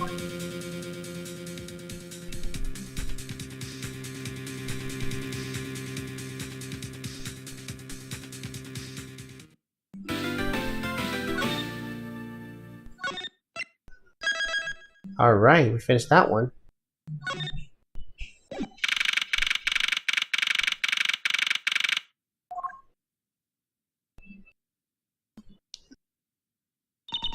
Looks like we got the boot again. With Lance said, the focus on the investigation will shift solely into the murder. You mean the interflight between the kidnappers? Yes, and the identity of the remaining kidnappers. Miles, my boy! Tell me it's true! Tell me that you really found my boy! Yes, Mr. Armano, we found him earlier in the stadium. Then my little Lance is unhurt? He's not exactly a picture of perfect health, but his life is not in danger. He's being questioned right now by Agent Lang. Poor Lance! It must have been so horrible for him, locked up like a... Before we talk to them, there's 2 trophies we get in this area. First is this one. This man looks suspiciously like a precinct. Look at that lovely smile on the blue badger's face. It's looking at me. Make it stop. It's scary. It's alright, dear. You want to know something? I was I that created the blue badger. See, look at his eyes. Don't they look just like Daddy's? It's scary. It's scary because they do look like yours, Daddy. Well, that is rather depressing. I think I better leave these two alone. Okay, blue badger's daddy. We're having met to create a blue badger in front of Gate Waterland. Yep, that's one. And the other one is right over here. We're going to familiar fence distance and bridge in front of the main gate. Yep. Look, it's them. Oh, I'm so happy. They say the couples who cross the bridge together will find happiness. That's what the Gate Waterland pamphlet says. But you think they already be happy because they were able to come together? But just as aside, I wonder who came up with this tale and when. The bridge doesn't look old enough to be stuff of legends. Well, some things are better left investigated, don't you think? Ignorance is bliss. Ah, they're there. Look at them. This won't be the only time we get another a right-related trophy. Well, we got 2 trophies here. Now we should head back. Miles, my boy, I can't thank you enough. It was nothing. I'm still in shock over what happened to Oliver. But I have to say I'm relieved that Lance is alright. Oh, that's right. I must have forgotten to pass this on to Lance as soon as the police are finished with him. A letter? Oh, the way Lance is being chased by a woman reminds me of someone I know. I almost can't believe he received yet another love letter, you know. Here, take a look at yourself. Isn't this a breach of confidentiality? It's a very simple love letter. Oh, hey, let me see. That's really weird. Oh no, I recognize this one. I recognize this. Oh no. It's from a loan company, Tender Leather. Looks more like a collection bill to me. Oh no, I know this one. It's from the previous game.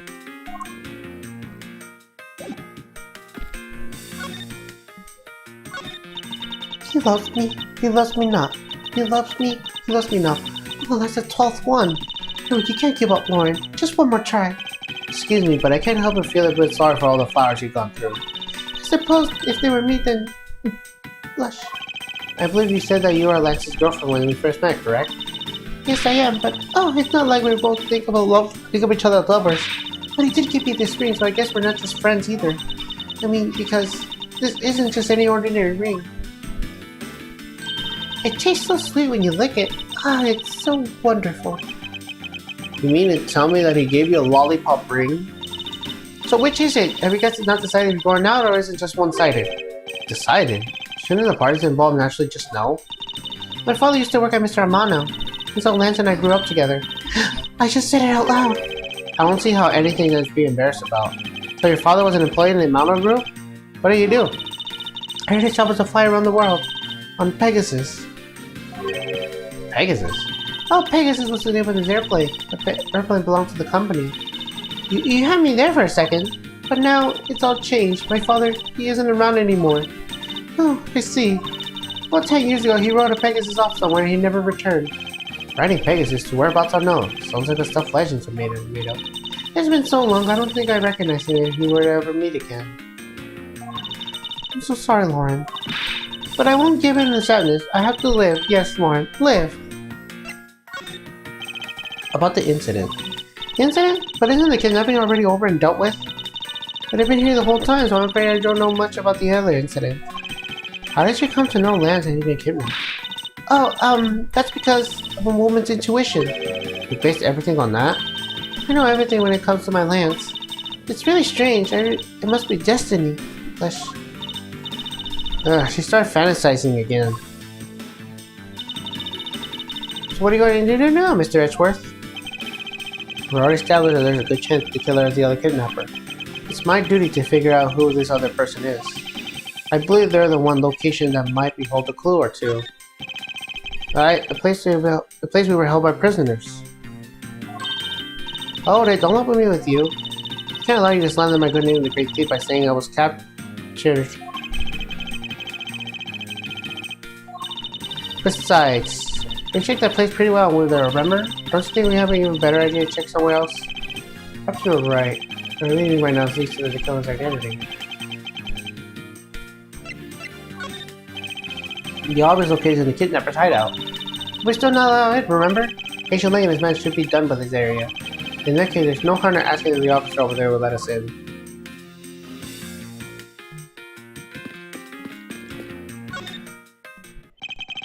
What do you have to report? Sir! Nothing unusual or out of the ordinary, sir. What have we had such redundancy before? Is it possible for you to let us take a look around inside? Sir! Roger, sir. That was surprisingly hassle-free. Are you certain? Didn't Agent Lang order you not to allow me in? Sir! That's true, sir, but Detective Gumshoe asked me personally to let you in, sir. I couldn't refuse a request from him. Wow, looks like Detective Gumshoe has a following. Furthermore, I was asked to give you this document to you, sir. What is this? The man in the picture. Isn't it Mr. Oliver Deacon? But his name here says Colin Dubois. It's the same name as the one in the back of the pendant. It appears that Colin Dubois was his real name. What's this? He was convicted in the case 10 years ago and was sent to prison. What? Then how is he doing here? Apparently he broke out of jail and then just vanished. He must have become Oliver Deacon to cover up his fact that he was an escaped felon. Now I'm not sure what's going on anymore. Is there some sort of link between the victim's past and the current case? These police documents are rather detailed. I should take a time to give them a thorough read eventually. It's fine. Let's focus on one thing at a time, starting with the kidnapper's hideout. Yeah, I agree. We should investigate first, think later. More than thinking things through, I think you should try remembering things first. Now then, if you could please unlock the door up, officer. It was locked up until a little while ago, but since then the door has been wide open, sir. I'm not sure I follow what you're just saying. Can you explain a bit more detail? Sir, the door was locked down tight when we went to check out the room. So they got about 10 officers to help out and break the door down, sir. I see. I guess that means I get Agent Lang's leftovers. Well, let's see what we can find.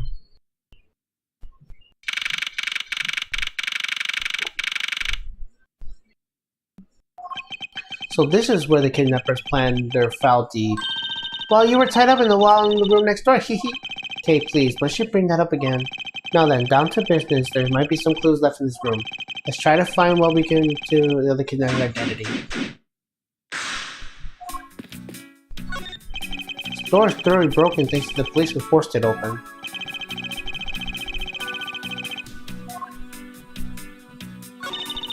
The doorknob handle thing is looking pretty beat up.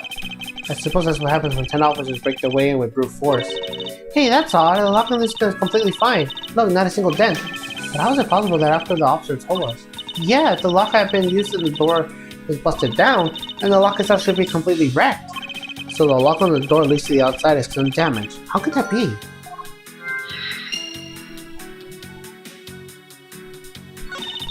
Looks like a sword. A broken sword. Strange. Why would it be broken like that?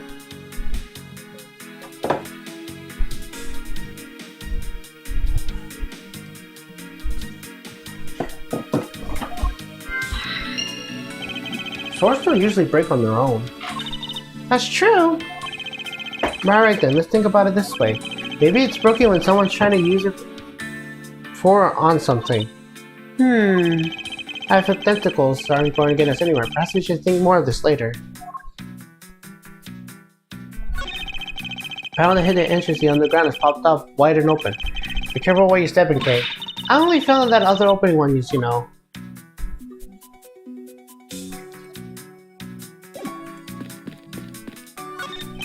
This must be where they dispose of older worn-out costumes. That's so sad. It would seem that they throw the costumes away in pieces.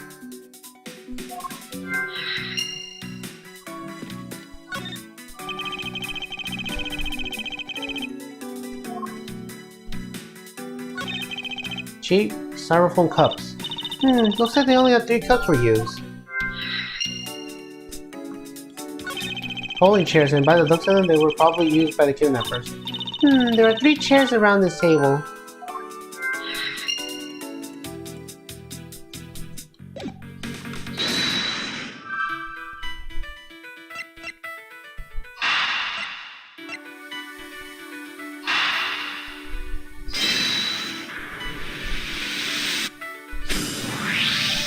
It's a bit strange that the police had to force their way into the locked room.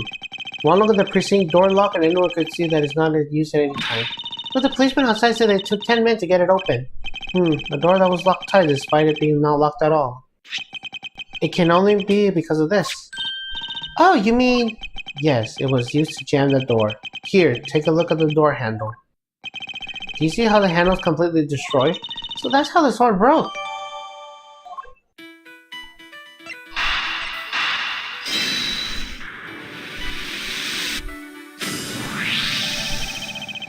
Common denominator between the cups and the folding chairs is the number 3. Speaking of which, the number of missing costumes is also 3. Wait, but I thought there were only 2 kidnappers. Indeed, something isn't adding up. Literally. It's possible that there's a 3rd kidnapper that Lance didn't see?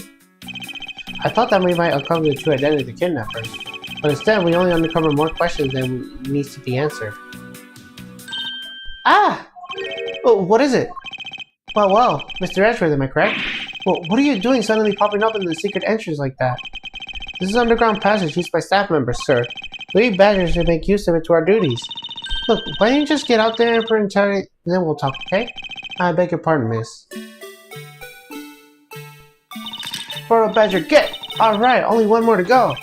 What are you getting so excited about? Don't you forget the photo rally, duh! See, look, now all we have to do is get the picture of the Bad Badger and we're done. Ah, yes, apparently we call the contest or something of that sort.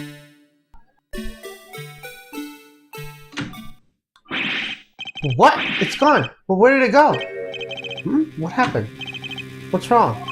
The Bad Badger costume is missing, sir! Oh, is that all? Well, it's missing because the kidnapper stole it. I heard about how they were stolen.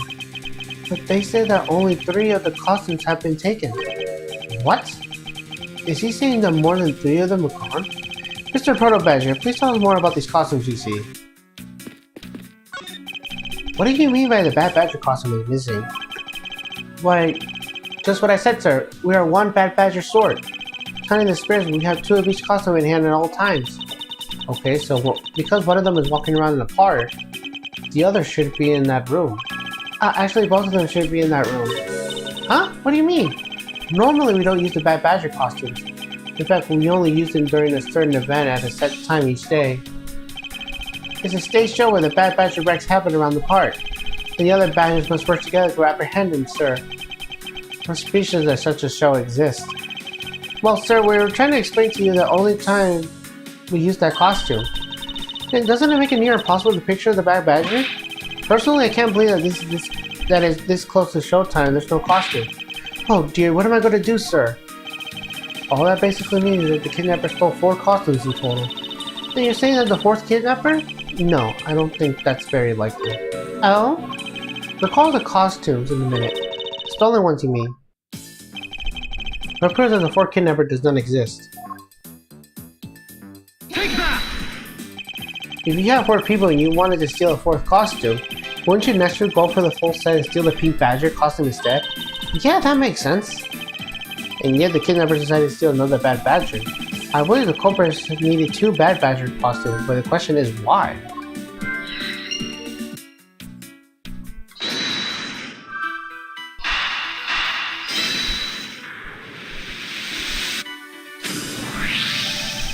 The second Bad Badger costume. I believe it may be closer in hand than we think. What do you mean? That costume in the trash. Wouldn't you say it's wearing some very telltale pants? Hey, you're right! Let's get out of there and take a look. As I suspected, it's a Bad Badger costume. Well, minus the head. I won't risk...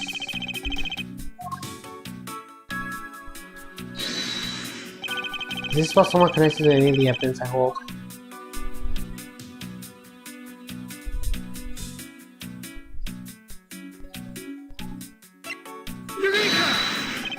I believe what we have here is an inconsistency. Between what? Look carefully. Our costume is not holding something that is right hand that it should be. Oh, the gun! Precisely. The Bad Badger was designed to always hold a gun in his right hand. However... You there, did you remove the gun from this Bad Badger right hand? No, I did not, sir. The gun was supposed to be securely attached to the costume. As I thought, the written sound contains many hypotheses that the gun was forcibly removed. Mr. Proto Badger, the gun is of course not a functioning weapon, correct? Absolutely not. It's just a model gun. However, it can't fire blanks. We need to use them for the stage show.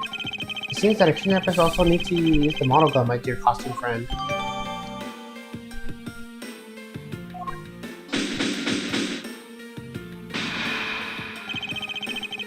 I think we're about done with this room. So what's next? Well, we found a few answers, but there are still a few things left we have to ask a certain person about. Let's go, Kay.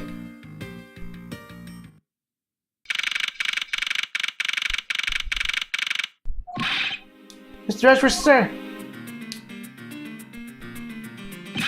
You gotta hurry, sir. Come on. What is it, detective? They found the blue badger costume down in the main gate, sir. What? Isn't that what one of the kidnappers were wearing? Bingo! That's why you gotta come to the main gate with me right now. If we hurry, we still manage to get there before Wolf Boy does, sir. Alright, let's make haste to the main gate.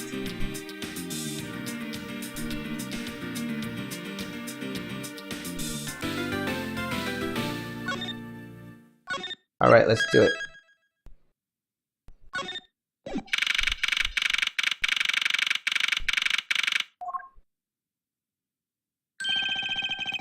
Where's the costume, Detective Gumshoe?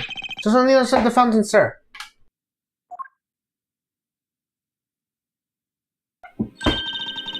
Was it here on the open all along? No, I was discovering the tall grass back there. We moved it out in order to examine it more thoroughly. Then let's get down to it.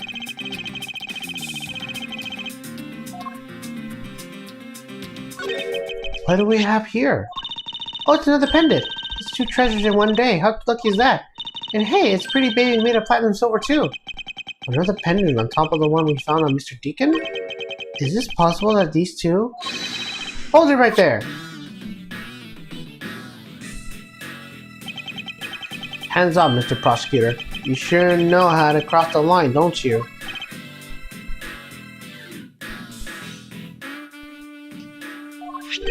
The pendant, huh? This is a very decisive piece of evidence. How can you tell? Look here, read off what you see. Lauren? It has a name engraved in this.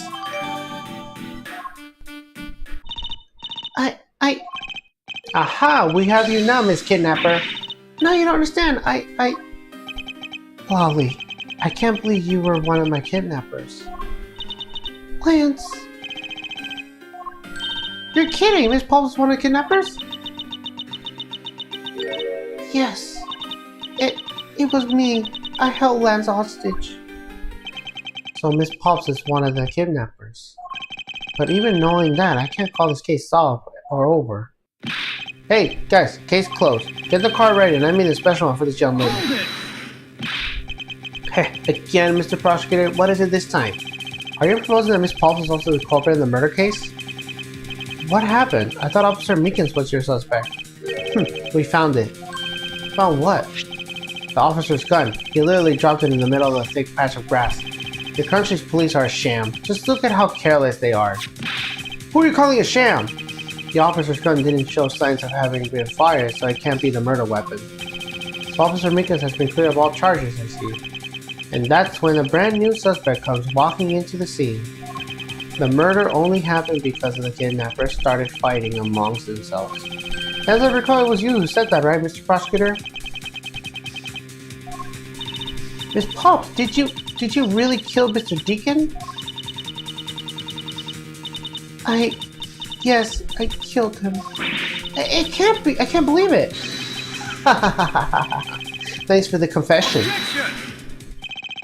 Agent Lane, it's much too early to declare this case closed. Look at you, so sure of yourself. We got a culprit's own confession and some very incriminating evidence. What more could I ask for? Miss Lauren Pops. Yes? I want to hear from you. Tell me your side of that has happened today in the kidnapping. But why? I'm the kidnapper and the killer. Isn't that enough? It's fine if you're the one behind everything, but only if that is the truth. Now then, would you please tell us the truth? Or is there some reason why you can't?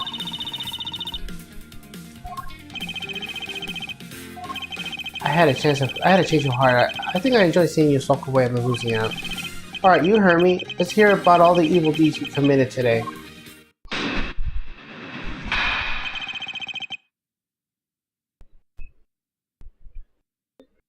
The one who came up with the kidnapping plan was my butler, Mr. Deacon. We knew that we could get rich by holding Lance hostage. Mr. Armando will pay anything to get his son back after all. Everything was going according to plan as soon as we got the money. Mr. Deacon turned on me and tried to kill me. There, are you satisfied? She just confessed to her crimes a second time. At least you had the guts to admit that what you've done. You can at least respect that much. Miss Pulse, is what you said really the truth? Yes, it is. If that's the truth, it certainly isn't the whole truth, because there is something that seems a bit too impossible for a confession.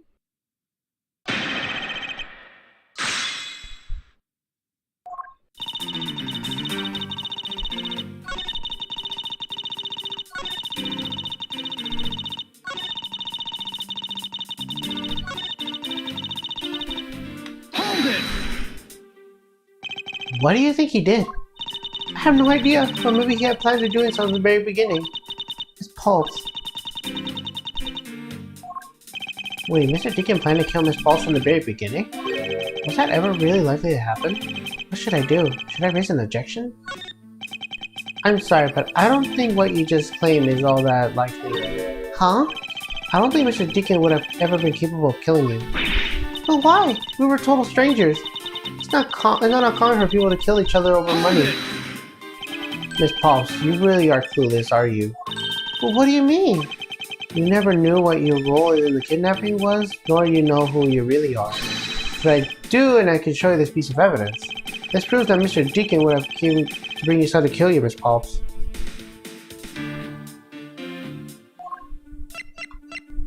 Take that! Why are you showing me this to me? So what about the pendant? The pair of wings along with this piece of evidence shows who you really are. Take that! If these two pendants resemble each other, don't you agree?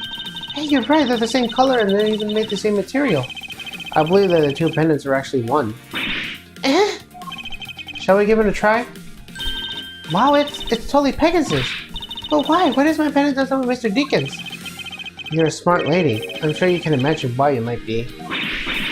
What? No, it can't be. So the two of them make a set. It's just another ticket. It's not a thought that could change anything. You like imagination, Ancient Lang. Very well, I'll show you what this evidence. This is a piece of evidence that gives meaning to the Pegasus pendant.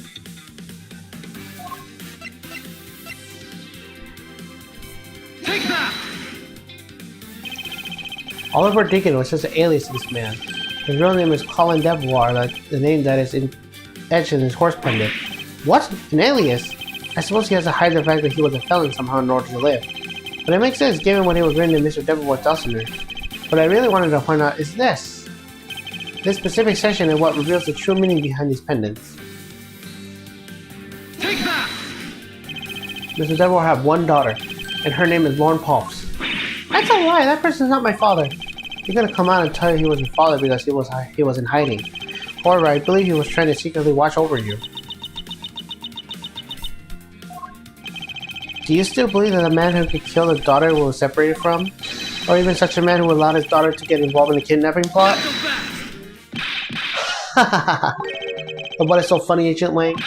You're good at making things in your head and deciding the truth, are you? What are you trying to say? Your thinking is much more innocent. After all, I thought of another possibility. Is that so? Well, let's hear it. I grant you that the two of them are father and daughter, but isn't it possible that they were both knew each other that fact? It was no coincidence that the reunited pair became involved in the house on Amana. If the two of them made good use of their meetings and planned this little kidnapping, wouldn't you say my scenario is perfectly plausible as well? Well, this is the version of things might have been. You don't have any proof that they didn't know their true relations, right? And you're saying that the two of them committed the kidnapping together? That's right. They're a really rotten family. Is that really what happened? I better take a long, hard look at the evidence.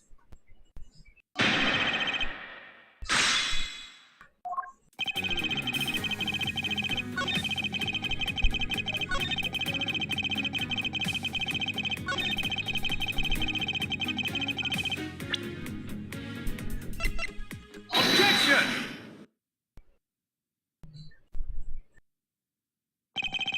The kidnapping wasn't planned by just two people alone. Well, what kind of proof do you have of that? Quite possibly there are 3 kidnappers. 3?! 4 cousins were stolen in the Wild Wild West area back room. We found one of them in the kidnapper's hideout.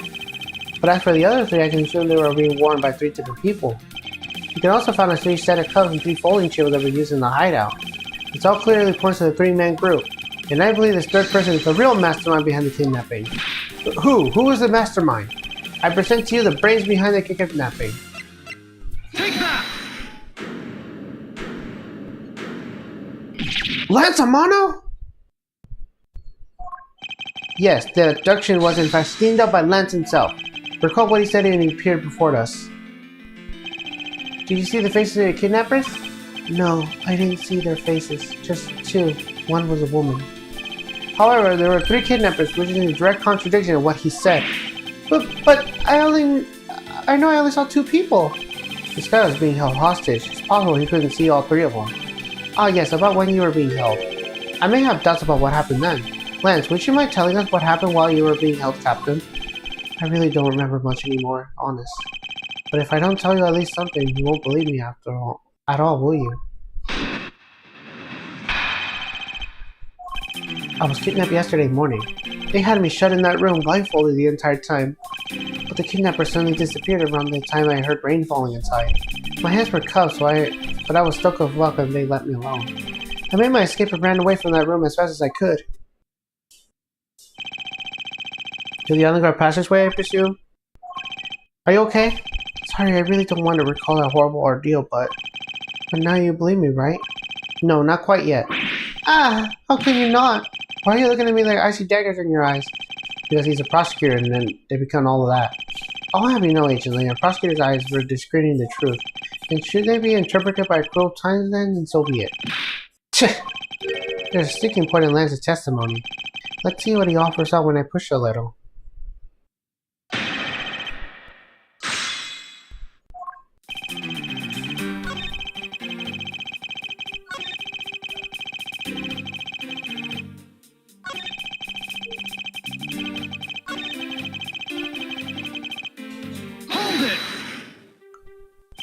How did you manage to escape? I wanted to just get out of there, but the door leading outside was locked, which is why I had to use the underground passageway to make my escape. I remember our escape being so equally as hard. This is an invaluable piece of testimony, I mustn't let it go unexamined. The door leading outside was locked tight, so I had to use the underground passageway. Objection! You say that the door leading out was locked, was it really? Talking about that room behind the cell in front, right? Look, I heard it took quite a few minutes to get that thing open, right, Sheena? Yes, that's correct. Then take a look at this! What is that? A sword? It's not an especially reliable one if it's broken like that. Allow me to start in the end. My conclusion is that the door was never locked. It was simply held shut by this sword, which was used to jam the handle. Lance, even though your hands are cuffed together, you should still use them. If that's the case, then why didn't you just simply remove the sword and escape? But why didn't I was disowning it too. Yes, that's it. I didn't notice it. As I should accept such a bold-faced lie. You locked yourself in that room because you had to make yourself look like the victim. But you did not in fact possess the key to the door. That is why you used the prop sword to improvise and you created a prison of your very own. You've been making this guy out to be one of the kidnappers for some time now. I wonder if you've forgotten something very important along the way. And what will that be? A motive. What else? Do you honestly think that an uptight pure boy like him would hatch up a completely pointless scheme such as kidnapping himself?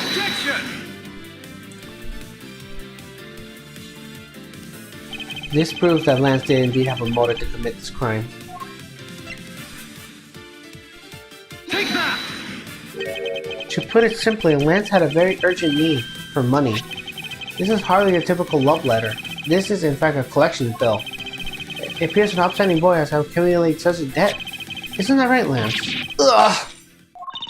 Looks like it's hard to be the son of a rich man, too. It must be rough when you have to resort to stealing on your own man, huh? Alright, I give up. I abducted myself. Lance! It's over, Lolly. In this life, we really are bound to our fates after all. All I want is to go with you to a new town, somewhere where no one would know us. I wanted us to be well off with that 1 million, but now, that dream is over. Oh, Lance. Then you are giving yourself up? Yes, I had planned to run away from this world with my Lolly. Oliver even helped us with the plan, but then he had to go and stab us in the back. He turned on you? Maybe he didn't want to split the ransom money. That's my guess. It happened almost right after you made the drop-off. When we were alone, he attacked me all of a sudden. After the brief struggle, I was able to contain him and keep him under control. We left him inside the room with Lolly and made our escape. We wore different costumes and split up. Lolly left first in her blue badger costume. That would mean the person opposite me can saw them was Miss Paul's. But right after then, the old man just had to wake up. I was careless and he tackled me pretty hard from behind. Then Oliver put me in a bad badger costume, took the suitcase with the $1 million and ran. I contacted Lolly right away and warned her that he had a gun. They had no idea that he was related, so I thought that it could only end badly. I still don't believe it. That person's not my father. Because if he was, I just killed my own father. Lolly, then it really was you?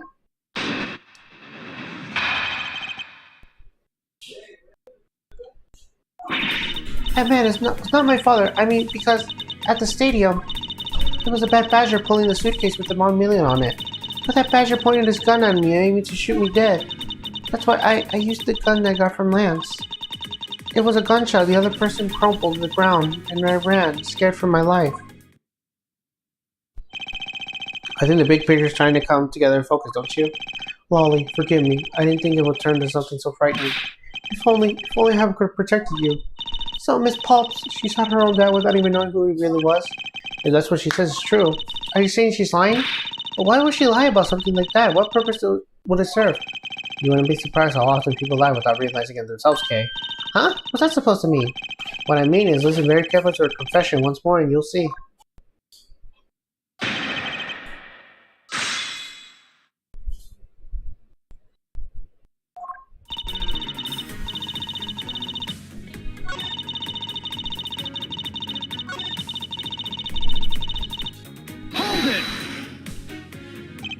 Were you able to clearly see the gun?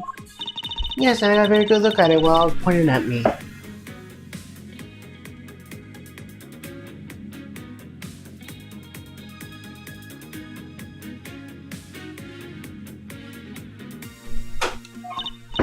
Oh, Father, why did you try to shoot me? Do you really think a father would shoot his own daughter, Mr. Edgeworth? I don't know. I don't want to believe it myself. But it's true, my father left Arvo's ready with a gun in it, pointing straight at me.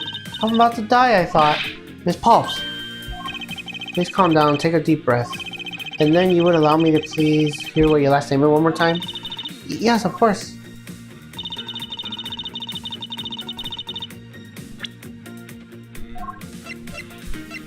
Objection!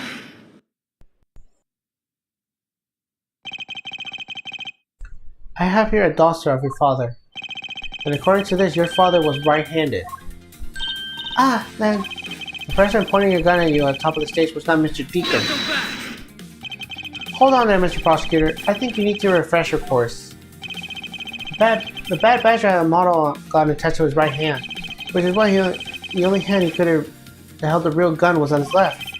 Isn't it possible it went down like that? Ancient Lane, were you paying attention to what Miss Pulse was saying? Then again, I suppose I can expect someone that's never set foot in court to catch it. Enough with the smugness, out with it already. Miss Pulse told us earlier. It was a bad badger pulling the suitcase with the $1 million on it. According to you, Bad Badger had his gun in his left hand, which would mean that he was pulling the suitcase with his right hand. Is that correct, Miss Pulps? Yes, exactly. And I'm sure it was the Bad Badger. It had those huge sunglasses on his face. If that's the case, then even I can see there's a huge contradiction. Yes, Miss Pulps claimed to have not seen the Bad Badger. But yet the Bad Badger had both his hands full. These two pieces of information contradict each other, and one must be wrong. They were both correct. Impossible! This is an irresolvable contradiction. Miss Paul's entire statement rests on the fact that she saw the sunglasses and beard. But what if Bad Badger was wearing pants in the lower half? This proves that there was a way for Bad Badger to freely use both of his hands. Take that! Costumes have two parts in the head and the body. Oh, I get it now. The head Miss Paul saw was probably the head of Bad Badger. However, it's not possible that the body was an entirely different badger? A different badger? Yes, or to put it more bluntly, I think it was the lower half of this badger. The body of the Bad Badger Miss Paul really thought belongs to this badger. Take that! Well, what the heck is it? It's a proto-badger. Yes, and it's simple matter of the process of elimination. Miss Pulse was wearing a blue badger costume, so they can eliminate that one. And the pink badger is on the wrong color, which would have been incredibly obvious. All that is left is the proto badger costume. Miss Pulse, who was the one who wore the proto badger costume? That would be Lance. So are you saying what you think you are?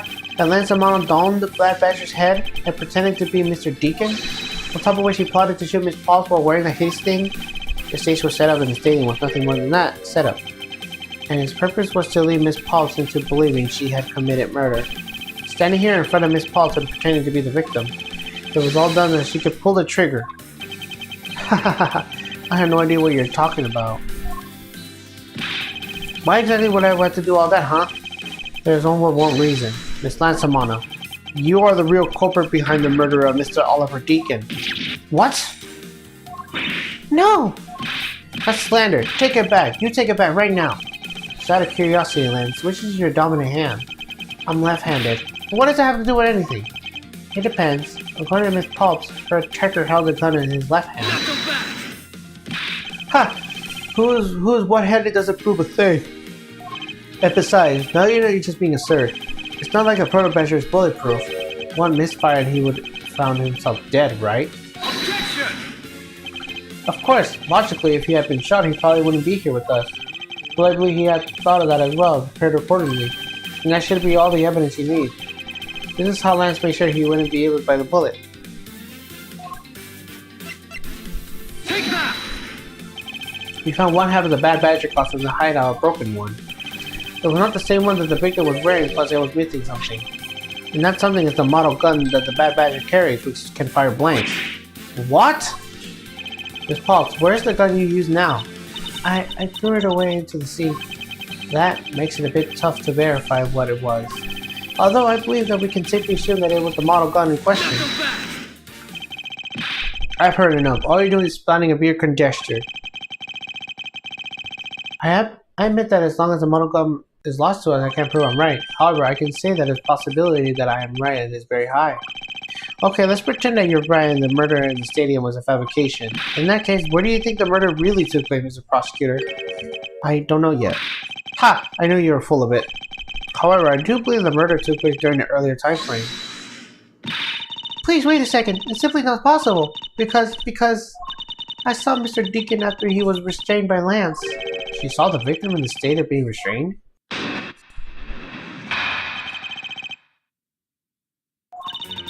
She came back to the hideout not after the other two. By that time, Lance had already succumbed to restrain Mr. Deacon. He had tried Mr. Deacon secretly to be next door. After that, the two of them put her costumes and made her escape. So Mr. Deacon must escape after the two of you, huh? We thought that it attracted too much attention if we left together, so I left first. We had to meet up again at the stage of the stadium. But then, I was walking along the park, I got a call from Lance on my cell phone. Oliver managed to escape. It looks like he was waiting until I was alone. He also stole the gun from me at that time. And then the murder happened. Mr. Deacon must have overheard the plan to meet up at the stage. Well, Mr. Prosecutor, Miss Pope saw the victim in all eyes. Which means that the victim was still alive at the time, wouldn't you agree? Why does this sound wrong to me? There must be something amiss in this account. Let's see what happens if I examine in more detail.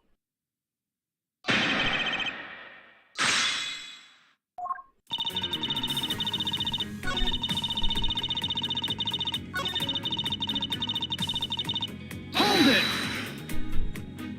You are sure that it was Mr. Deacon that you saw? Yes, I am certain of what I saw. Did you go into the other room to check? Lance said that it was best that I didn't get too close to him. Lance, he's such a kind soul. Then are you telling me that you did not confirm that it was Mr. Deacon for yourself? I checked through the slit of the door that separates the two rooms. He had a Bad Badger head on, I'm absolutely sure. It had to be Mr. Deacon. You saw the Bad Badger head? Hold it! So the title Mr. Deacon was still in his Bad Badger costume? Yes, and? It would appear that she misread the whole situation. What now? Should I raise an objection? The person you saw was not the victim. What? Why not? I will tell you why not, but this. This, Miss Paul, showed that the person you saw is not the victim. Take that! Miss Paul, the person you saw was not Mr. Deacon at all. Huh? The person you actually saw in this person. It was me. Huh? The person I saw was you, Mr. Edgeworth? I always thought it was a bit odd. Why would the kidnappers abduct me even after I handed over the ransom? It's not as though I saw the faces of the kidnappers. If I were them, I would just taken the $1 million and ran. But in the end, there was a point to it all. It was to make me look like Mr. Deacon. And if that's the reason in which I was abducted, then I believe we can assume that the victim was already dead at the time. Well, Lance, am I right? That's... You shot Miss Paul's a person, namely me, with a bad badger head on. And then you made your costume escape together. Or so you pretended. Huh? What do you mean he pretended? Exactly that. I believe Lance watched you escape and then double back on the hideout. Probably to come and remove the bad badger's head and from my unconscious self. To create his fake prison with a prop sword and then escape via the passageway. Hold your tongue, boy. Don't get caught up in that tidal wave of yours coming words out of the Master Prosecutor's mouth. Tidal wave? We've heard a lot coming from you and we've yet to see a shred of evidence. The victim's betrayal and the subsequent detainment? All that could have happened while you were out cold. That's right, you were out for quite some time, Mr. Prosecutor. Even if that were the case, Miss Pauls would still see me tied in that beam. I was scared of Mr. Deacon, so I didn't go to the next room. So I really had no idea whether you were in there or not, Mr. Edgeworth. You see, it would seem that you can't prove a thing.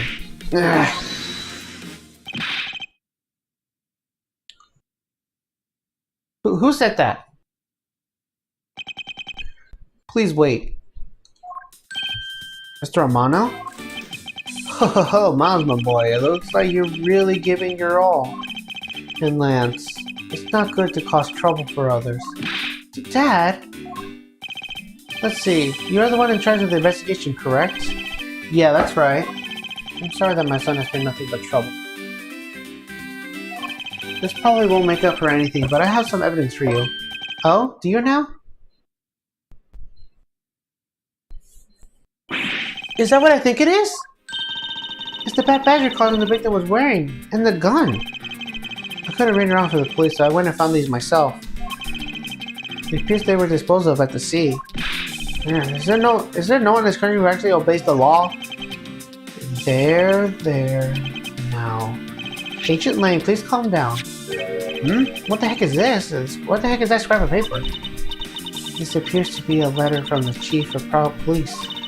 Please allow Mr. Amano complete freedom to do as he sees fit, it said. What? The Chief of Police? What the? Just who do you think he is? The person who wields the highest authority in this area. Ho, there, now. There is no need to be so upset. I'm not a cop from this land, so I'm not bound for any laws in your country. Now. This wasn't meant to strong-arm you in anything, it's just a request. I'm only asking you to please respect the laws of this land. I can't really say no to that. However, returning to the topic at hand. It doesn't matter who found the evidence, the value remains unchanged. Right now, we take a look at this new evidence. I already got the results back. I had a special forensics feature that I'm on good terms with conduct with the test. They verified that the blood on his cousin belonged to Oliver. As for the gun, the only fingerprints who were found was yours, Lauren. What? You disappoint me, Miles. I can't believe that you would cause my son such stress and headache. Thank goodness I was able to find a final piece of evidence. With this, you have no reason left to push my poor boy around. That's it? Those are the case-making pieces of evidence? Huh, I'll be the judge of that.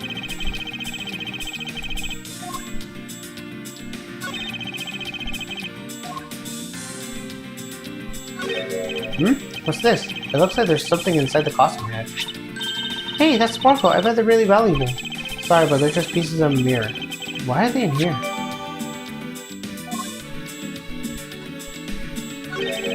Bullet hole. It looks like it burned around the edges. Wait, those burn marks were left by the gunpowder. This is the most important fact. Why is that? Because it is proof that the victim was shot at point-blank range.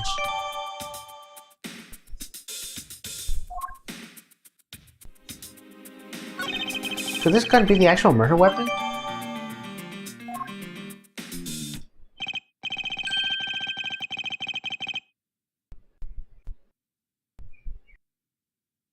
Well, that's not the most definitive piece of evidence you've ever seen.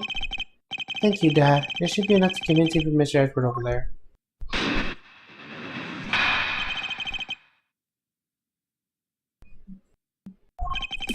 Make no mistake, there are fingerprints on that murderous gun, and they prove that it was Lolly who killed Oliver. But Oliver was also after Lolly's life. So, Mr. Edgeworth, even you must see that Lolly's acting in self-defense.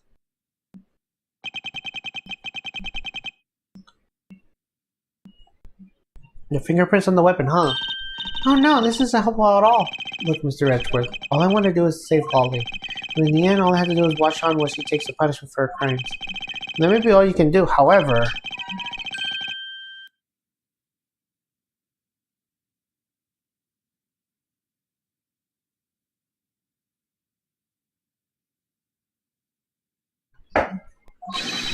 The job of unraveling your hideous lie. You won't be. Why would you believe me even in the face of all the evidence?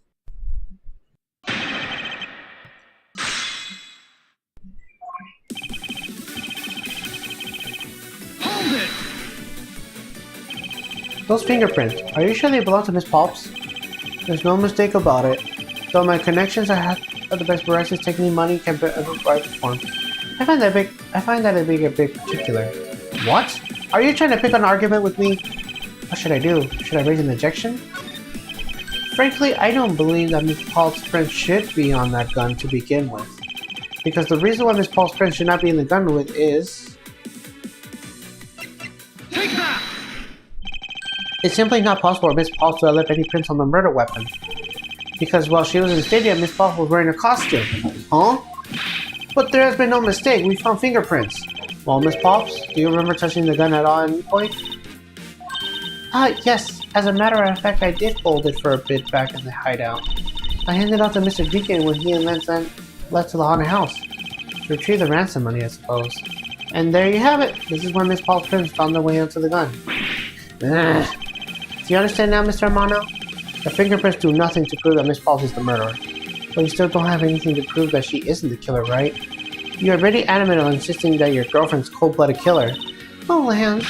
What? No way, I'm incredibly worried about her. But that doesn't change the fact that you don't have any evidence, right? That's where you're wrong. I have evidence. What? How? The story that Miss Paul killed the victim staged in the stadium. The whole affair is simply not true because it is not the real crime scene, but a setup. This proves that the real murderer did not commit in the stadium at all.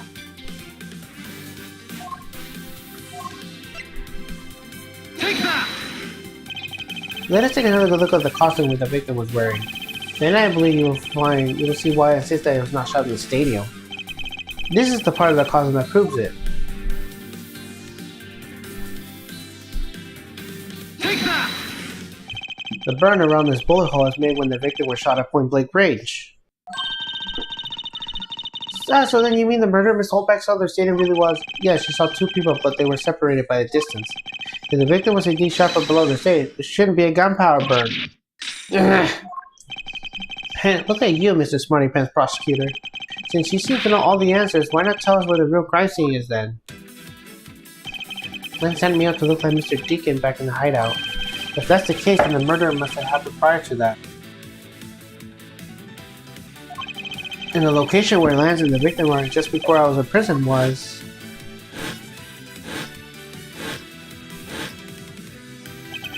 I've got it! I know where the real scene of the murder! The real location in which Mr. Deacon was killed is here! Take that! I think it's not unreasonable to assume the murder took place in the haunted house. A haunted house? Yes, and I have proof that it's highly likely that the victim was killed there. What proves that the real scene of the crime was the haunted house?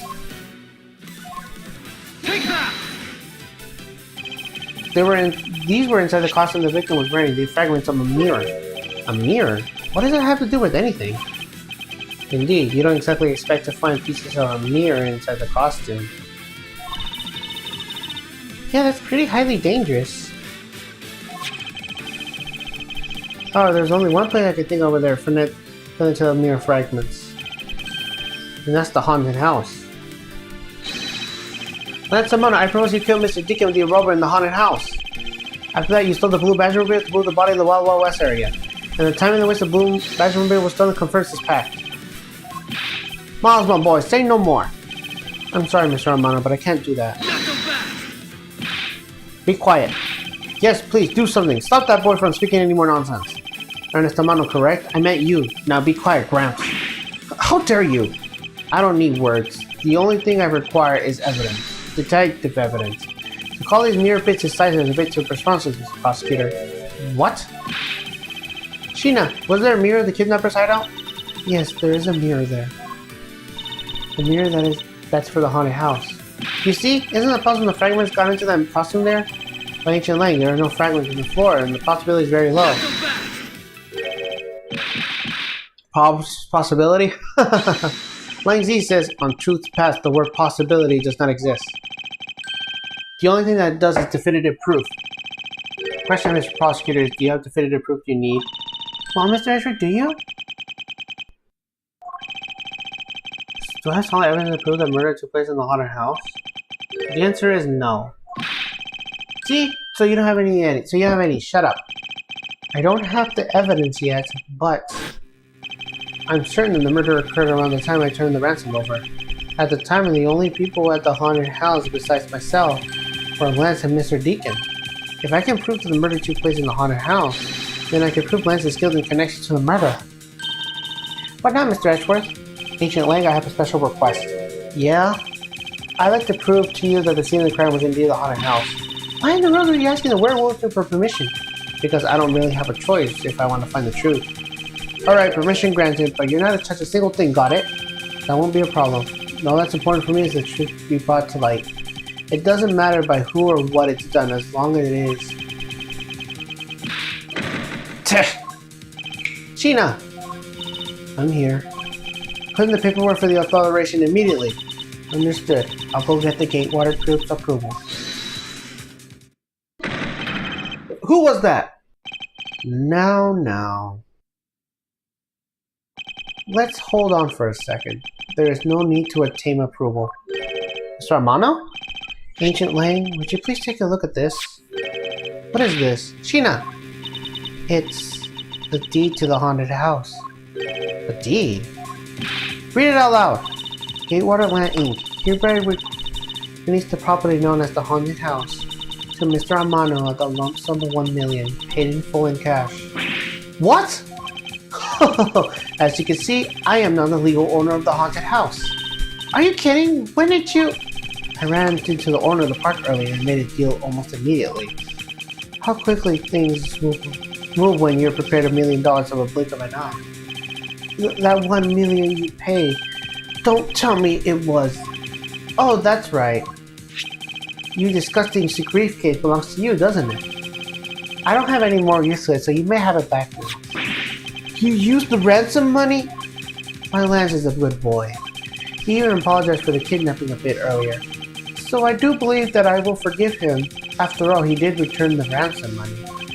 That's the way things are, so if you would please discuss things with me from now on. Discuss? What is there to discuss? Why, permission to enter the haunted house, of course. While we were busy listening to Lance's story, Mr. Romano was out there presuming us.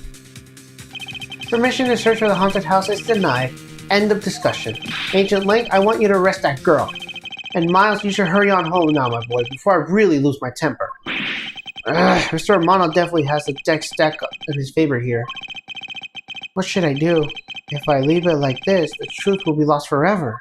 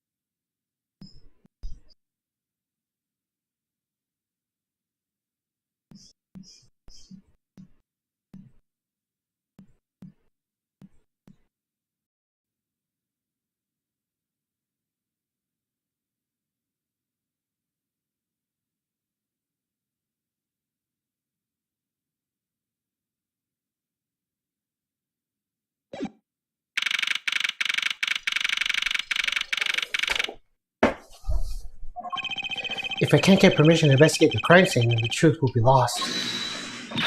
Hold it! Hold it! Hold it! Okay. Mr. Edgeworth, what are you doing spacing out? Have you forgotten? There's only one thing you should do at a time like this. And what is that? When the people are in the bind, the hero justice appears to save the day. Look, you just leave it to me. For I am King Faraday, the second of the great Yatagarasu. But I thought you were a thief, not a hero. The Yatagarasu is noble and always a thief of justice. That's, of course. I have enough. If I have enough information, I can recreate the scene in the haunted house with this. Plus, if we can then factor in everyone's testimony, you can recreate exactly what happened when I draw out the ransom money. We may be able to figure out new information through this. It's worth a try. Agent Lang. Ah, so you want to use your little toy? Be my guest. Okay, hang on. You're all about to witness the power of the real modern-day Robin Hood. The gumshoe. Is there a copy of Haunted House Blueprint among these police release documents?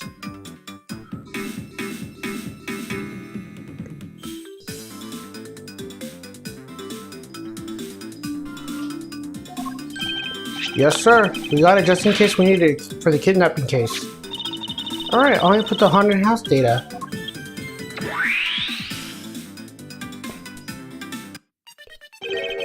What is this? Where are we?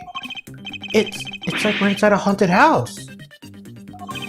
Even if we can't expect the real location itself, the path to the truth slumbers here. If we can successfully navigate my way using logic, I'll ultimately arrive at the truth. Now then, I believe we're ready to investigate the crime scene. Okay, what should I recreate first? You haven't figured it out yet? Maybe I have, maybe I haven't, but I'm going to make you do all the hard work. Very well. I like to expect the moment in which I was ambushed by the abductor. The two of them were definitely in this place at that time. If I can verify that, I can provide you with a new lead. I had to just come out of the hallway, but leaving the money into the dining room. At the time I saw a badger slumping over the floor at the end of the hall. What was the badger doing all the way down there? I also thought it strange. However, I thought that maybe it was simply a mannequin that was set there for atmosphere. Do you know which badger it was? No, it was too dark to tell. All I saw was a silhouette. In that case, I guess I should program a badger silhouette in for now. Okay, programming complete.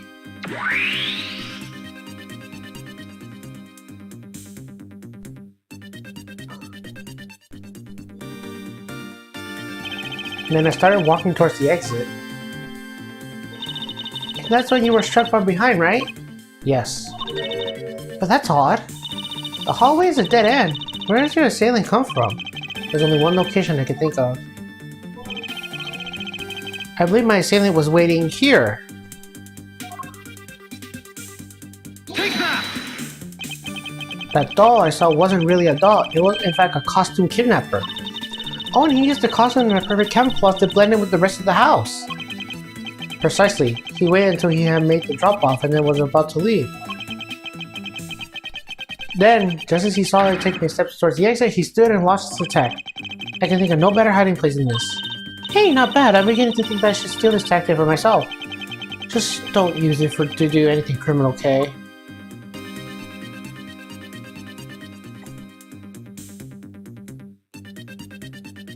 Well, Lance? What? What are you asking me for? As one of the kidnappers, I figured I should give you a chance to confess first. I was one of the kidnappers, but I don't know anything. I did come up with the haunted house, but I never set foot inside. I left Oliver in charge of picking up the ransom money. You didn't set foot inside? Is he telling the truth or is this another lie? Alright, then you're claiming that it was Mr. Deacon who assaulted me? Yes, I'm sure it was him. Okay, inputting the new info now. Mr. Deacon was the Bad Badger, right? Since the Bad Badger had a gun attached to his right hand, I'll have to change it to the weapon is in his left hand.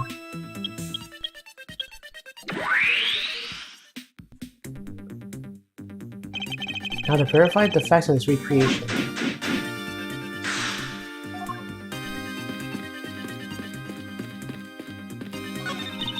When you take a look around, it almost feels more like a house of mirrors. Indeed, whoever thought of this many mirrors inside a haunted house before? Well, at least we know this is a real crime scene next to these mirror shards.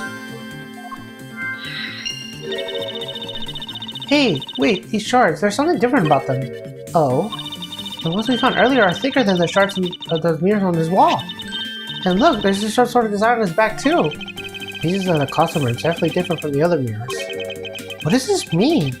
Could it be that our pieces are not pieces of these mirrors?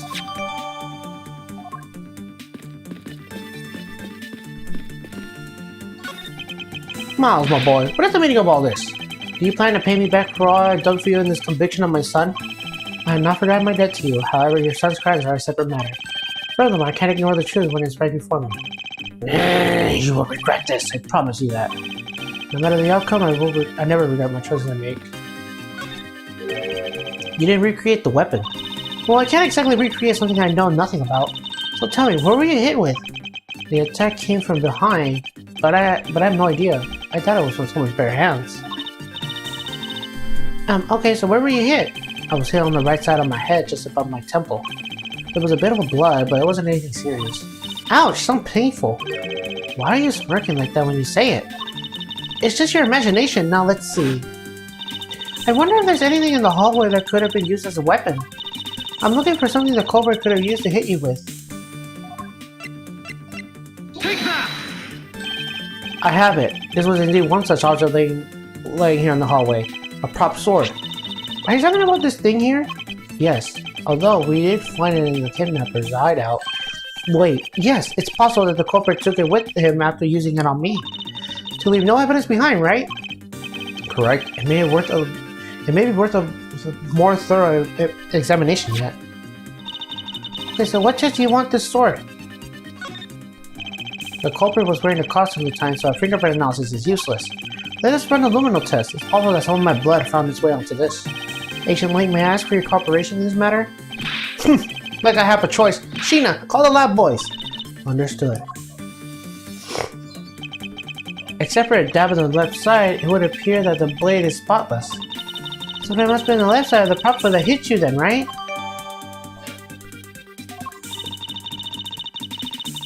Okay, I'll do recreation in the new piece of info.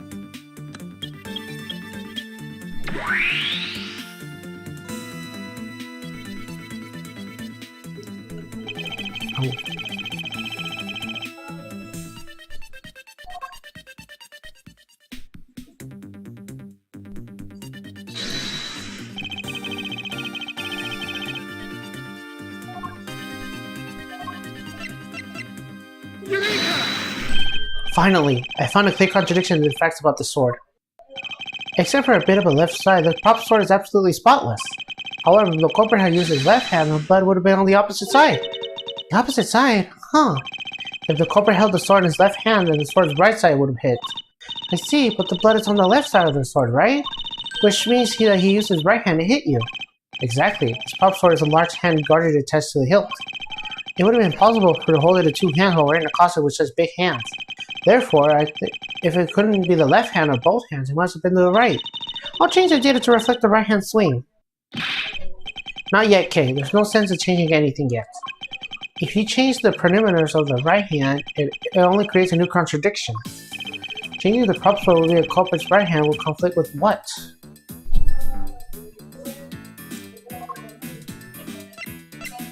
Take that! The Bad Badger already holds the gun in his right hand, so he can't hold the sword in addition. Hey, that's right, then what? If it wasn't his left or his right hand, it means that the one who struck me could not have been the Bad Badger. Are you paying attention, Lance? Mr. Deacon could not have been the one who struck me, which means that only you are our primary suspect. Fine, it was me. I hit you. It appears that you lied to me yet again, but see how quickly they catch up to you, Lance?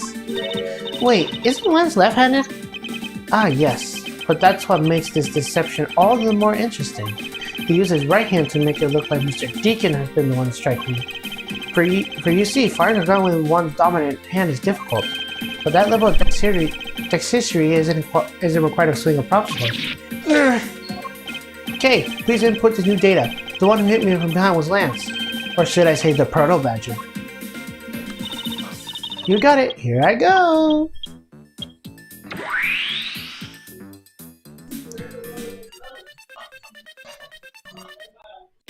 Now we have the faithful recreation of the situation on the attack on me.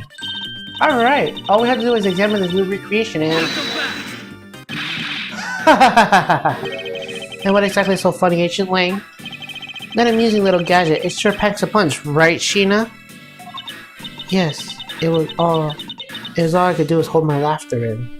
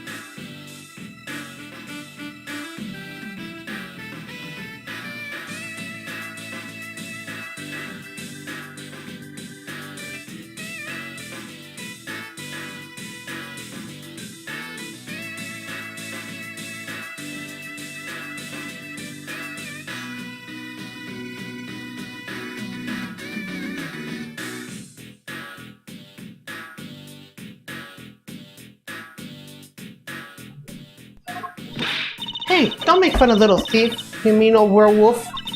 Me and Mr. Edgeworth will bring out the best of each other. You had your little fun, now it's my turn. I sat quietly by listening, but the cruel conditions you two keep spewing don't match with Whoop's appetite.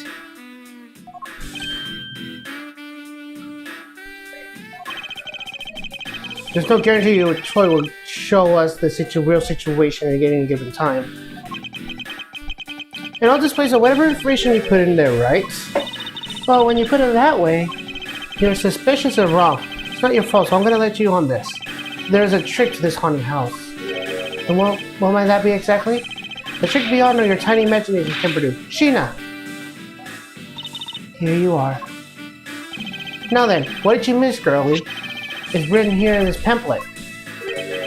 The 7 wonders of the haunted house, the disappearing badger. What is this? I say it's someone around here is fond of theoretics, and as you can see, they set the doll down at the end of this hallway for that purpose. Basically, the blue badger you saw was a stupid doll.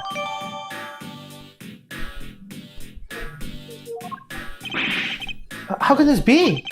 Guess that throws your whole theory about it being your attacker right out the window. Yeah. But that can't be right. Maybe the culprit hid the doll somewhere. And then he laid down there and pretended to be it and instead.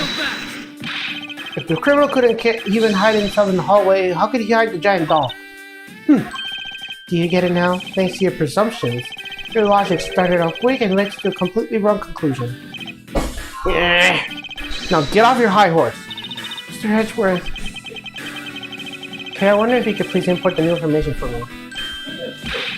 You don't know when you quit, don't you? I can't quit. Not until I can declare that I found the truth. Ancient Lane, for the additional information, you have my thanks. There you go again. We'll see if I care. Okay, I'm updating the recreation now.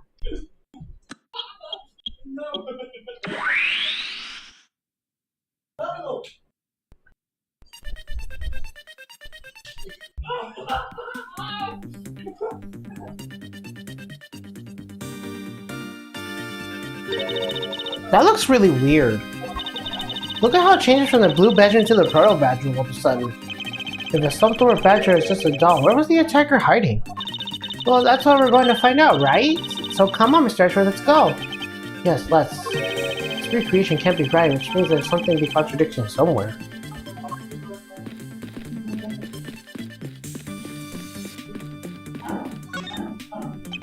I won't rest till the police.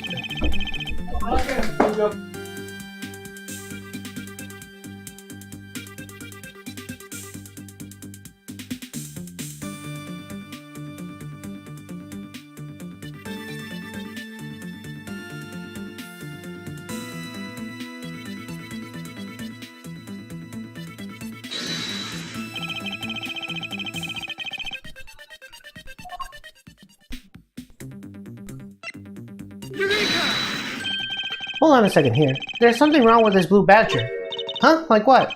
The way its belt's on him on opposite of how it should be. Didn't you make that mistake? It can't be. I put in the image exactly as the data as the pamphlet. So then why is the blue badger dressed up in reverse?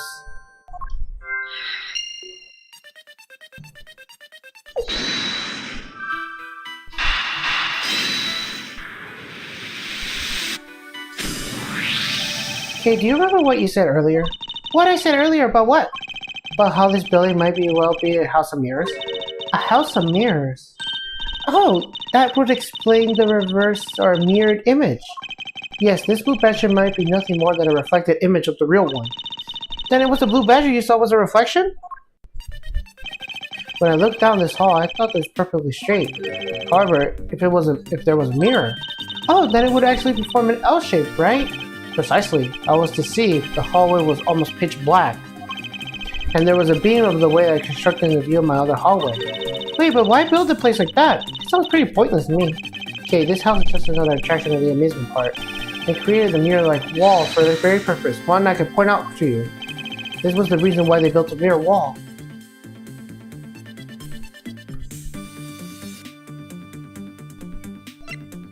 Take that! As is written in this pamphlet, the main draw of this attraction is the mystery of the disappearing badger. You mean they built a mirror for that trick alone? Well, you say you saw the badger, it was definitely still there. That was true at the time, however. Doing this allows someone to make a blue badger disappear in a flash. To remove a reflected image, simply move the mirror. First, the mirror is constructed so that it should be moved. Then beyond where the mirror was, an empty hallway had to be created.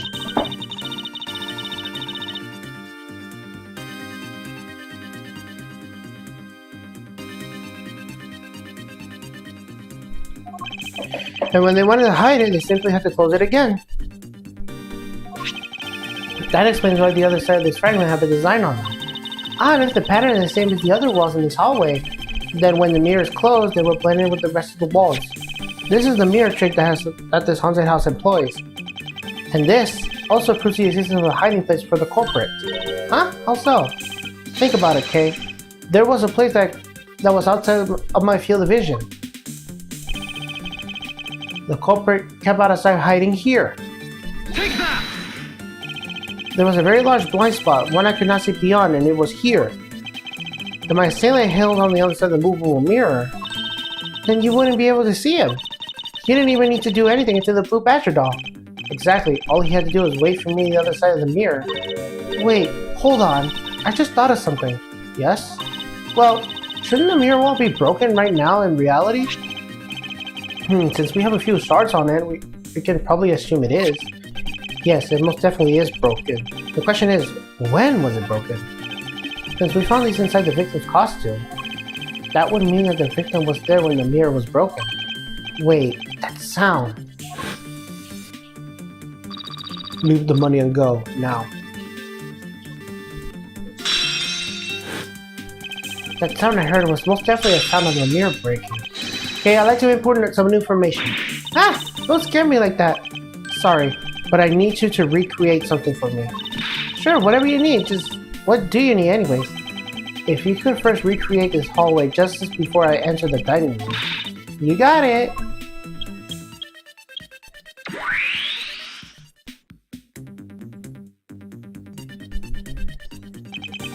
Now this, I believe this is how it was right before I entered the dining room.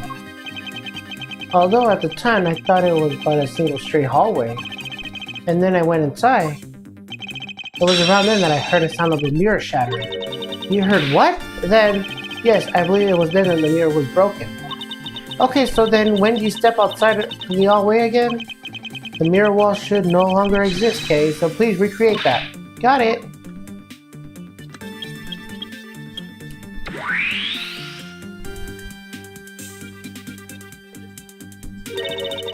Wait, but with the mirror gone, the culprit lost his hiding spot. So where did he go to this proto badger, Mr. Edgeworth? Ha, that's easy to know. With the mirror gone, he simply hid himself in the branch hallway. I think this about wraps it up. Looks like we finally solved everything. No, not yet. An even larger contradiction has now reared his head. Huh? Perhaps you did not notice. But this recreation contains a very troubling inconsistency. The inconsistency between our recreation is this. Okay, take a look at the end of the hall. Oh, there's no blue badger there. Exactly, the blue badger that I saw in reality is not here. This is the final point of this long chain of logic, the last remaining contradiction.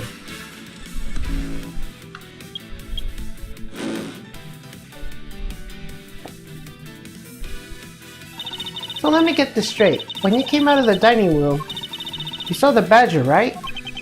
And that is precisely where the final contradiction lies. Something that shouldn't exist was there before me. Who and what do you suppose it was? I believe this is the real identity to our mystery badger. Take that! The badger I saw was in actuality the dead victim's body. What? Ancient Lady, entitled My Complete Logic is my final decisive piece of evidence. The murder happened in the hallway in the haunted house at the time of the drop-off, and you can consider the moment I heard the mirror breaking to be the real time of death of Mr. Deacon. No! Maybe it was due to their fighting, or perhaps it was a life-shattering bullet. But no matter what the cause was, the hallway mirror wall was broken. Ha! You were in the house at the time, right? Are you telling me that you missed the sound of a gunshot? There was a variety of sound effects playing at the time. All for theoretics, I assume. The gunshot must have blended right in. Aya! Now then, I'd like to recall something for me. Who was it that was with the victim at the haunted house? Who was the one who had the opportunity to rob the victim and his gun and use it on him? It was you, Lanzamano!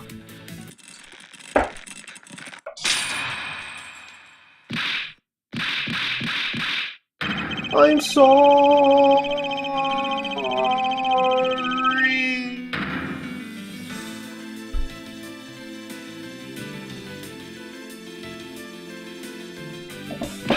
It's not like I had a choice. Oliver turned on me all of a sudden. He snapped and turned violent right after I hung up with you. He shoved me to the ground and shadowed me. I fought back as hard as I could, grabbed his gun, and I shot him. The bullet must have went through the body and shattered the mirror. If I hadn't taken his gun and shot him first, I would have been the one you found. He's a hardened criminal. He escaped from jail.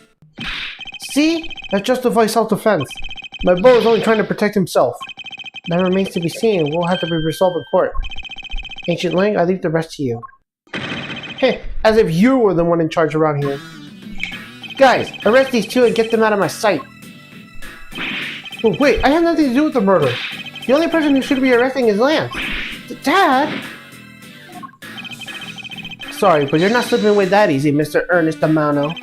You tampered with the evidence so that you could cover for your son. What a great dad you are, willing to risk it all. Truly touching. By the way, do you know why I'm really here? And how could I possibly know the answer to such a sin question? You wound me. I came all this way across the sea just to see you, you know. You came to see me. What's that supposed to mean?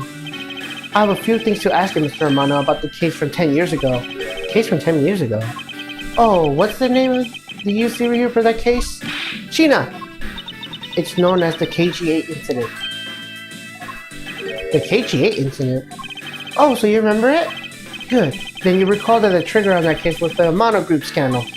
Especially the in charge of the internal smuggling ring. Smuggling? There's that word again. At the time, the person who was arrested as the ringleader was Mr. Amano's very own secretary, Mr. Colin Devois. Ah, Father! Even though you pushed the crime onto you then Secretary Mr. Devois, I always suspected that you were involved in the smuggling ring, Mr. Amano. Mr. Devois was arrested in place of you, which is why he broke out. You hid him from the police, right? You hid him in exchange for his silence on your little dirty secret. No. Please calm down. I honestly have no idea what you're talking about. Pretending to be arrogant all you want. We're taking you down to the precinct anyway for a nice long chat.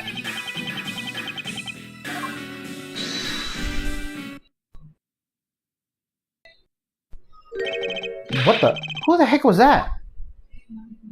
It's him. I'll take him down to the precinct if you don't mind. And who the heck are you? I'm Jacques Portsmouth, and I'm the prosecutor in charge of this case. Oh, Jacques, thank goodness you're here. Don't jerk me around. This is an Interpol case, so keep your paws off my suspect. Sorry, but I can't comply. I got a backing of the prosecutor's office.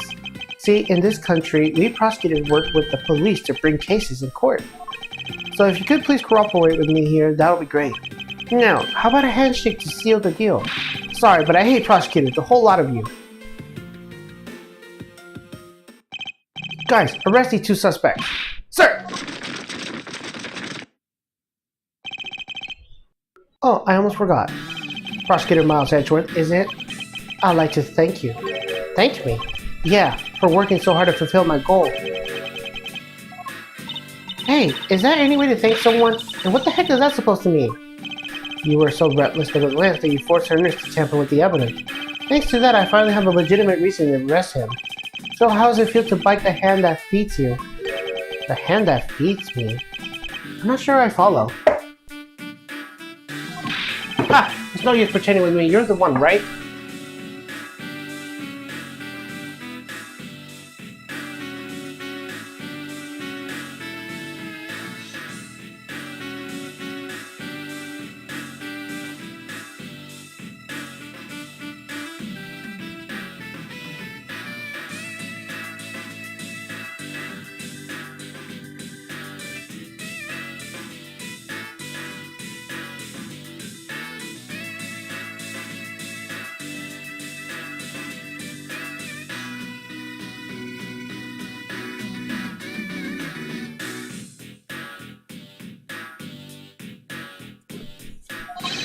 You're the corrupt prosecutor that's working for Mr. Armando in the smuggling ring, right?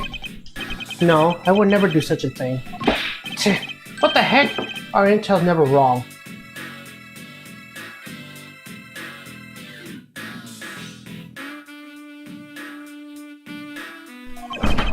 In your prosecutor's office, there's definitely someone working with the ring. Oh, so that Indian Link suspects my relation to Mr. Armando. That must be the real reason behind his antistenic attitude. On top of that, your mentor was Manfred von Karma, right? There was non-stop rumors flying around about forged evidence with that guy. You're not twisting the truth behind these closed courtroom doors, are you? The courtroom is a place where the truth is revealed. Well, don't worry. It's not only you. A whole lot of you can't be trusted.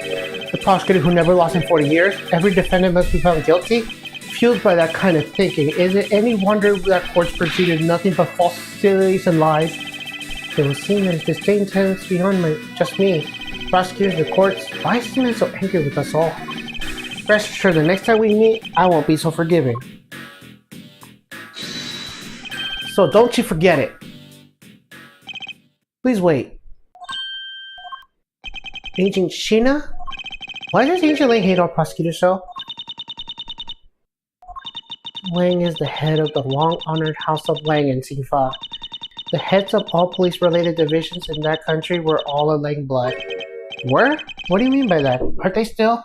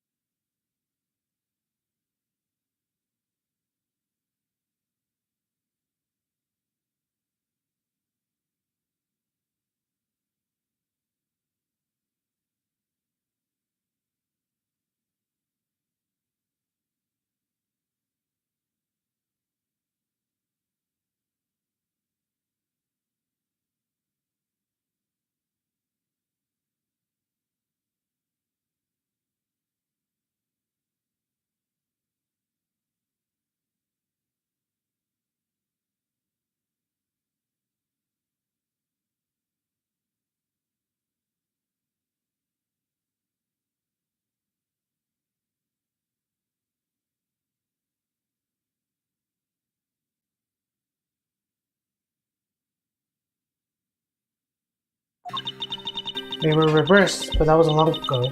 They don't hold that sort of sway anymore. And it was all because of the courts. How can that be? Prosecutor once withheld and tampered with the evidence once of the Lank's detectives found. That evidence purified was tarnished and cost the Lank family its honor and trust. But not all prosecutors are like that. Even so, Lank will never respect the court again, or any prosecutor. So Agent Lang is a man who hates all courts and is unwilling to forgive prosecutors. Man, what a piece of work that guy is. Come on, Jim. We better catch up. Yeah. We still got to deliver that thing to the old man, after all.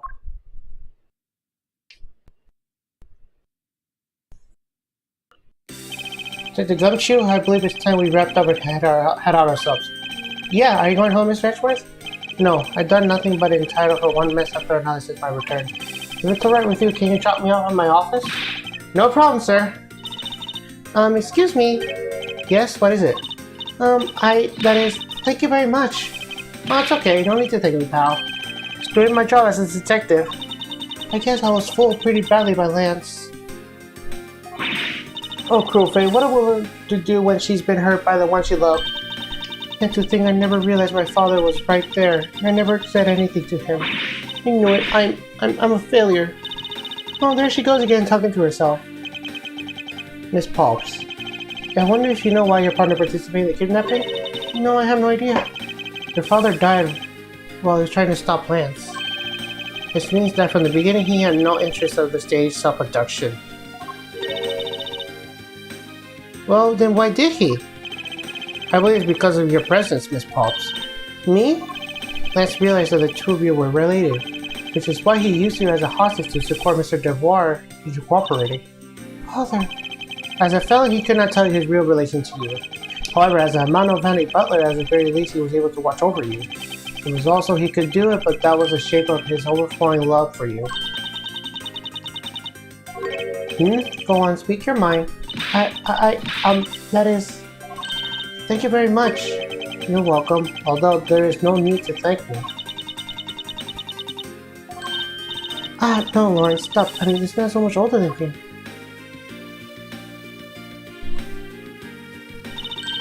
Looks like you done completely stole her away, Mr. Edgeworth. Way to go, sir. Your technique is way beyond the level of the great thief.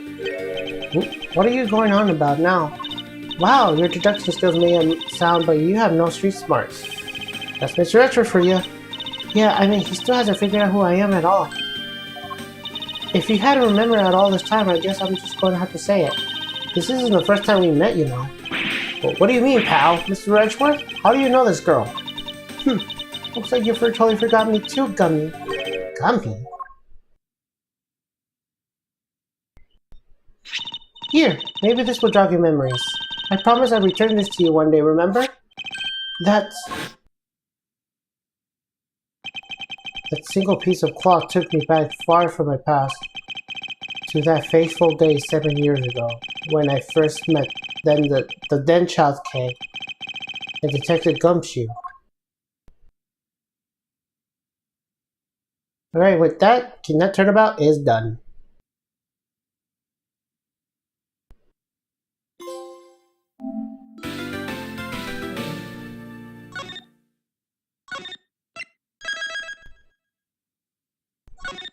And we're done for now. We will begin Turnabout Reminiscence in the next stream. For now, we'll end it here. Thank you guys for watching. See you guys in the next one. Bye.